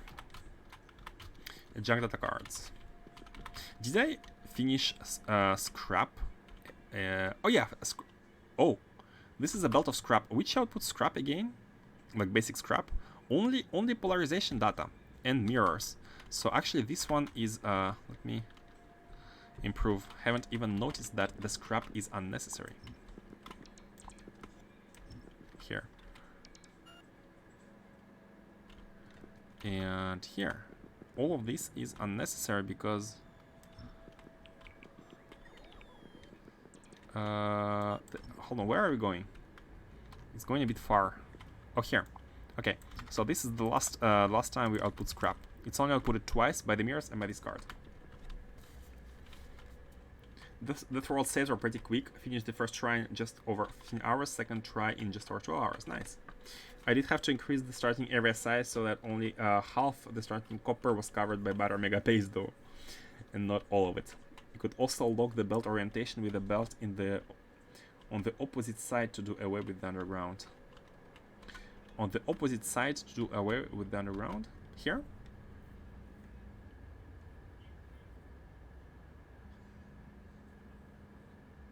Ah! You mean like this? Like have it on the both sides, but one of them is data card. One of them is data card, so we can take only from one side, but it would require, like, yeah, I want to do something like this, but we needed both sides of the belt. So I guess yeah, we would need another splitter. What are you talking about? Replace the bottom underground with the belt facing left.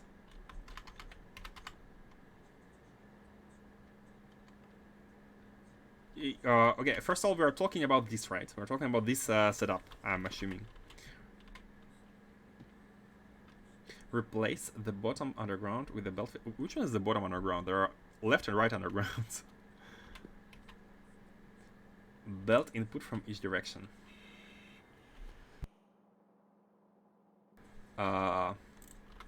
Sorry, it's 1:40 a.m. and I'm having trouble understand what you mean. Bottom underground in your temporary solution from just then. Bottom. You just deleted the bottom underground. Did I?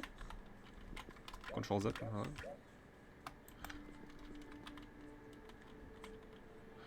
From other thingy? Let me go there. I pressed Control Z.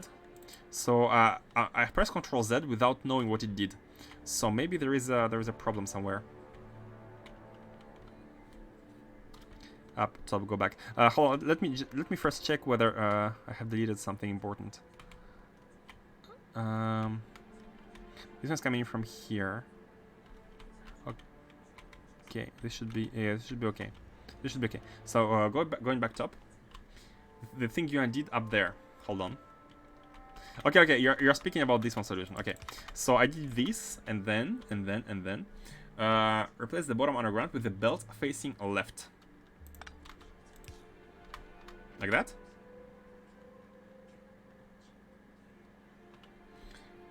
The 30-second chat to upstream delay isn't really helpful. Yeah, sorry. I should wait more after I read your messages. Belt input from here. But this top belt has junk data cards, and the bottom belt has the data, right? Now delete the top underground, and the belt on top facing down. Now no need for undergrounds at the top.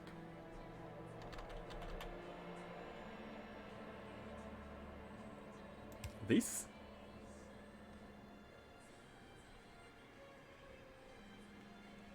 Waiting for 30 seconds?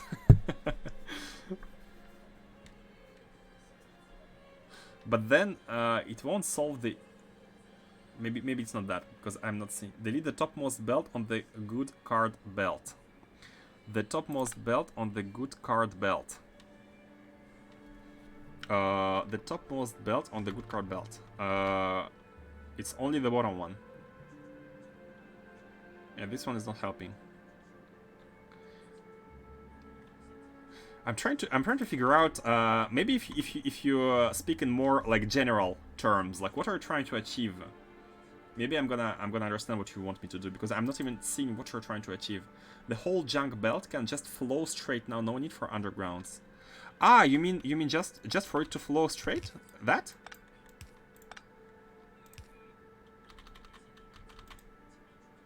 Oops. Yeah, like that you mean? He wanted to reduce the need for undergrounds at all. You're trying to clean up this belt mess. Yeah, ah, you wanted me to do it like this? Ah, okay, sure. I have no issues. Okay, I see what you mean. Just make it so it's straight by not having the one at the top but one on the right. I see. I don't really have this reflex to, like, whenever I wanted to make it straight, I usually put one behind, but I rarely had the reflex of having one coming from the other side, unless it's actually filled with something. But that's a good reflex. That's a good reflex to keep in mind. Yep. Okay, let me finish the junk here. So again, why do we have two junks? This is 40% full. Oh, I had forgotten to bring in the junk. Oh man, the junk is disconnected in lots of places. So let's see here. This is entanglement and superconductivity. Superconductivity, and they produce 35%. Okay, 40 and 34. Hey, Legendary Geek Gaming, thank you for the raid. It's been a while. How are you doing? Welcome, raiders. Welcome. Unfortunately, I'm gonna stop very shortly. Once we finish solving the last problems. But thank you for the raid. Cute Sylveon raid. The Sylveon wants you to know that you're cute. Good thing I have my camera. Though, if this was my factory, I'd hypocritically use an underground to surface belt for the extra belt. Underground to surface the extra belt. I see. Blushing space plumber incoming. I am blushing. You cannot see it, but I am blushing.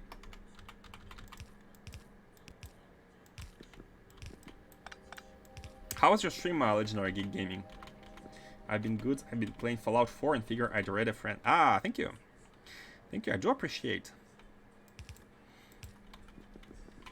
Fallout 4. I've stopped playing Fallouts after 3. I've tried Fallout 4, but it was a bit... in general, Fallout games, I feel like it's not for me, I think. Having a hard time appreciating them.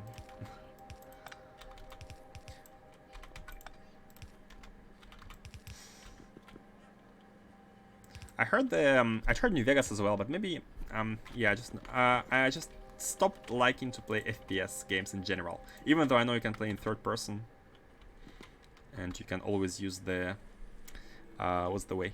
The body part target auto mod. Playing it modded. Mods are awesome.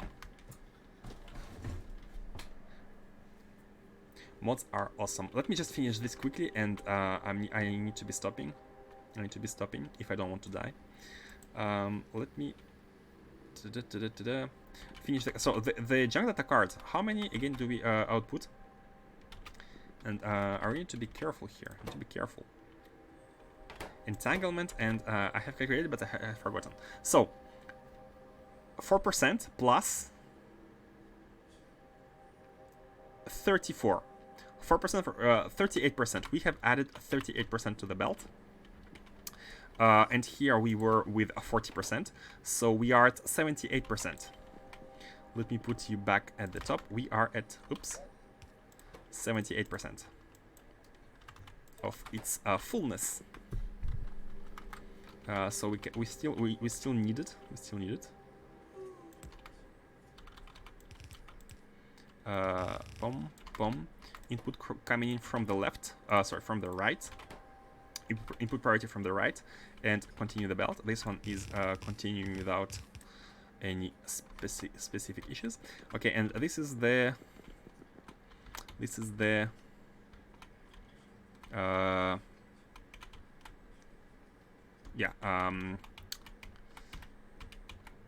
scrap, contaminated scrap, and I think we only have one. Yeah, we have only one. Perfect. Well, contaminated scrap belt. First one has been used fully, so we have only one left, which is this one, and we can simply. You are a bit of a mess. But let's do it like this. Let's do it like this, and let's do it like this. A little bit of shifting. Little more shifting. Little more shifting. So again, input from the right hand side. You go in here, go back in, and then you go up. Yeah. Actually, we don't need any input priority here because we have only one belt. That's okay. So the next one. Do you output any junk? Yeah, you do output junk. And I had forgotten to filter you out. Thankfully, I am so thoughtful and checking everything. That was a sarcasm. Let's also not go on the same lane as the fluid. Let's just do this. Bum. Bum, bum, bum, bum, bum. Yeah, let's do it like this. And this one is gonna be the junk. Bum, bum. Junk going at the top. So now how much of junk here? And I'm sure we're gonna go above 1. So this is quark data and lepton data. So panda and lepton. And these produce 9% and 13%. 9 and 13, so 22%. And we have 22. We have 78. Oh, perfection! 100% of the belt. 100% of the belt. Even though it's a kind of perfection, I kind of want to make sure. That. No, it should be okay because I always overshoot a bit. So it's coming from here and it's full. We don't even need to. We kind of don't need to mix these, but and I usually overshoot numbers, so we should have some leeway. But still, let's still have a space speeder. It's not gonna be a problem. And we're gonna have input priority from the right and output priority to the right as well. So we are compressing this belt. Hey 3BA, your export belts are loaded on one side, so percentages are not accurate. Your export belts are loaded on one side. Export belts, you mean these, right? These lanes.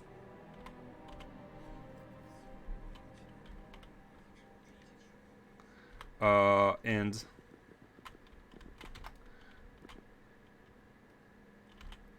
loaded on one side. They are loaded on both sides normally, because both of them, like I usually put I never had a case where we had buildings where only one row is outputting cards. Like usually both of them output cards, top and bottom, and both of the cards should come in from both ways, from both top and bottom. So the compression should happen. Yeah, I always build both sides of the belt, and I haven't said it out loud, but I'm trying to make sure that we're outputting.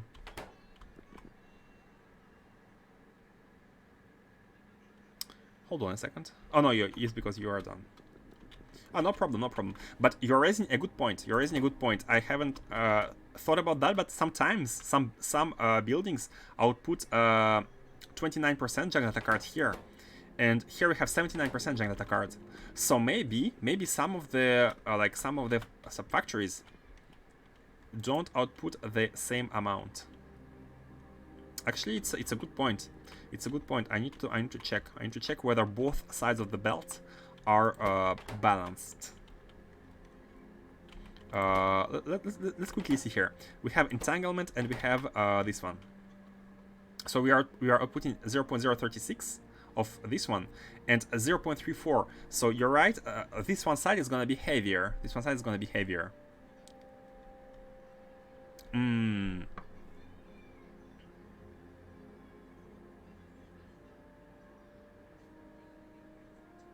You could just put in a belt balancer and not care about it. That's true.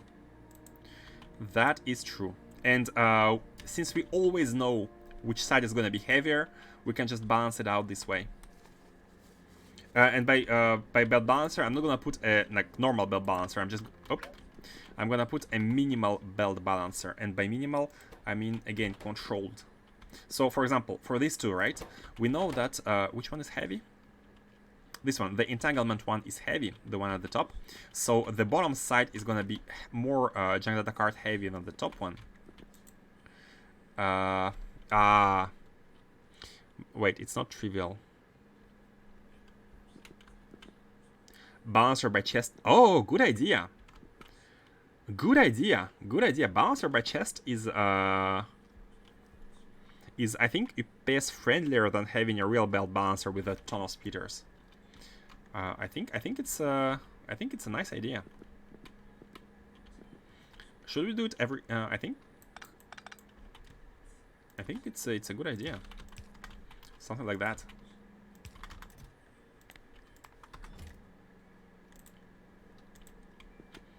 This is gonna make sure we are always having the input if we do this. But how is it for the UPS? Like we have 2 milliloras at these times. Let's only do it when we need balancing actually.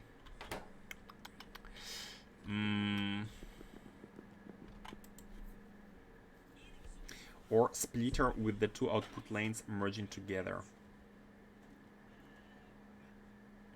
Like post balancing. If we do that, we still need to make sure that we are not overloading the same side of the 2 belts, right? We still need to go through the recipes and make sure we're not overloading one single side. But that's a very, very good and valid point. Unfortunately, guys, nope, it fixes that. If you put a balancer after, like for the 2 belts, but again, even if we like keep the compression,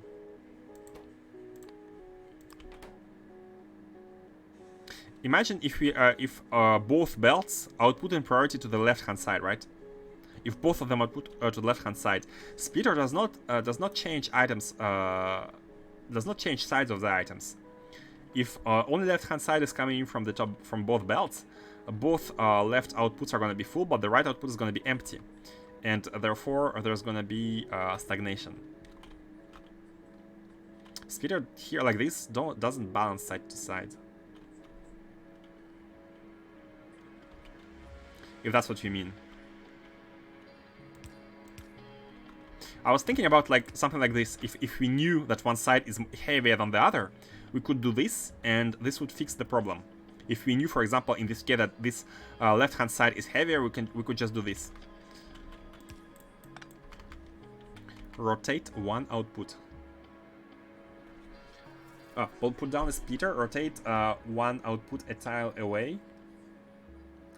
And then the next tile over have the outputs face each other so they load into the belt. Put down a splitter. Rotate one tile away.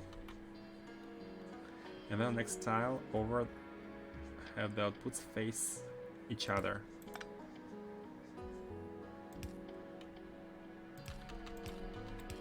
Yeah, like that. Yeah, I know about this balancing. But where should we do it? Like, the idea would be to minimize the amount of balancing. But again, guys, I'm sorry, I really have to stop now. I really have to stop now. And I have overshoot my time completely. So let's fix it that next time. Let's finish outputs next time and fix the balancing issue. Check that everything is balanced. And next stream, we are gonna go colonize the sun. And these poor little guys are never gonna stop trying to reach something here. Okay. So yeah, thank you all for coming. Thank you for watching, and hopefully see you next time. Objective Sun Station. Okay, I will try to think about the balancing issues. Maybe, yeah, the compression is good, but we really need to make sure that both sides of the belt are in tandem.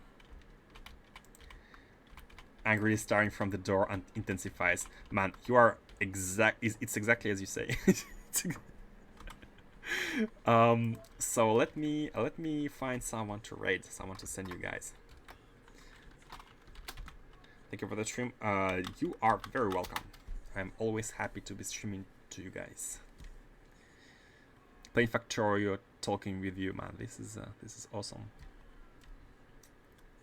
So who is playing Factorio? Oh, there is a ton of streams today. Maybe it's because it's Sunday. Probably. So let's see. Let's find someone playing SpaceX.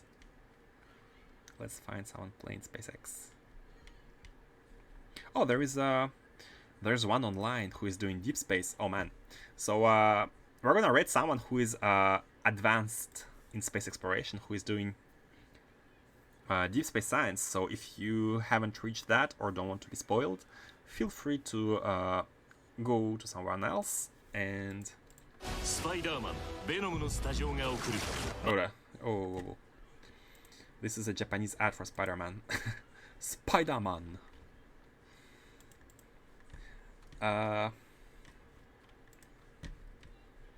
Okay, and the raid is gonna be starting.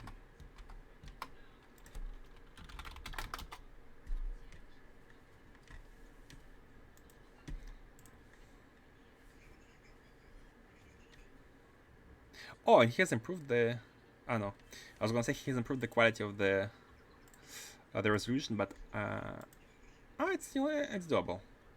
Oh, he's playing with balls. He's playing with colorful balls. Arcosphere.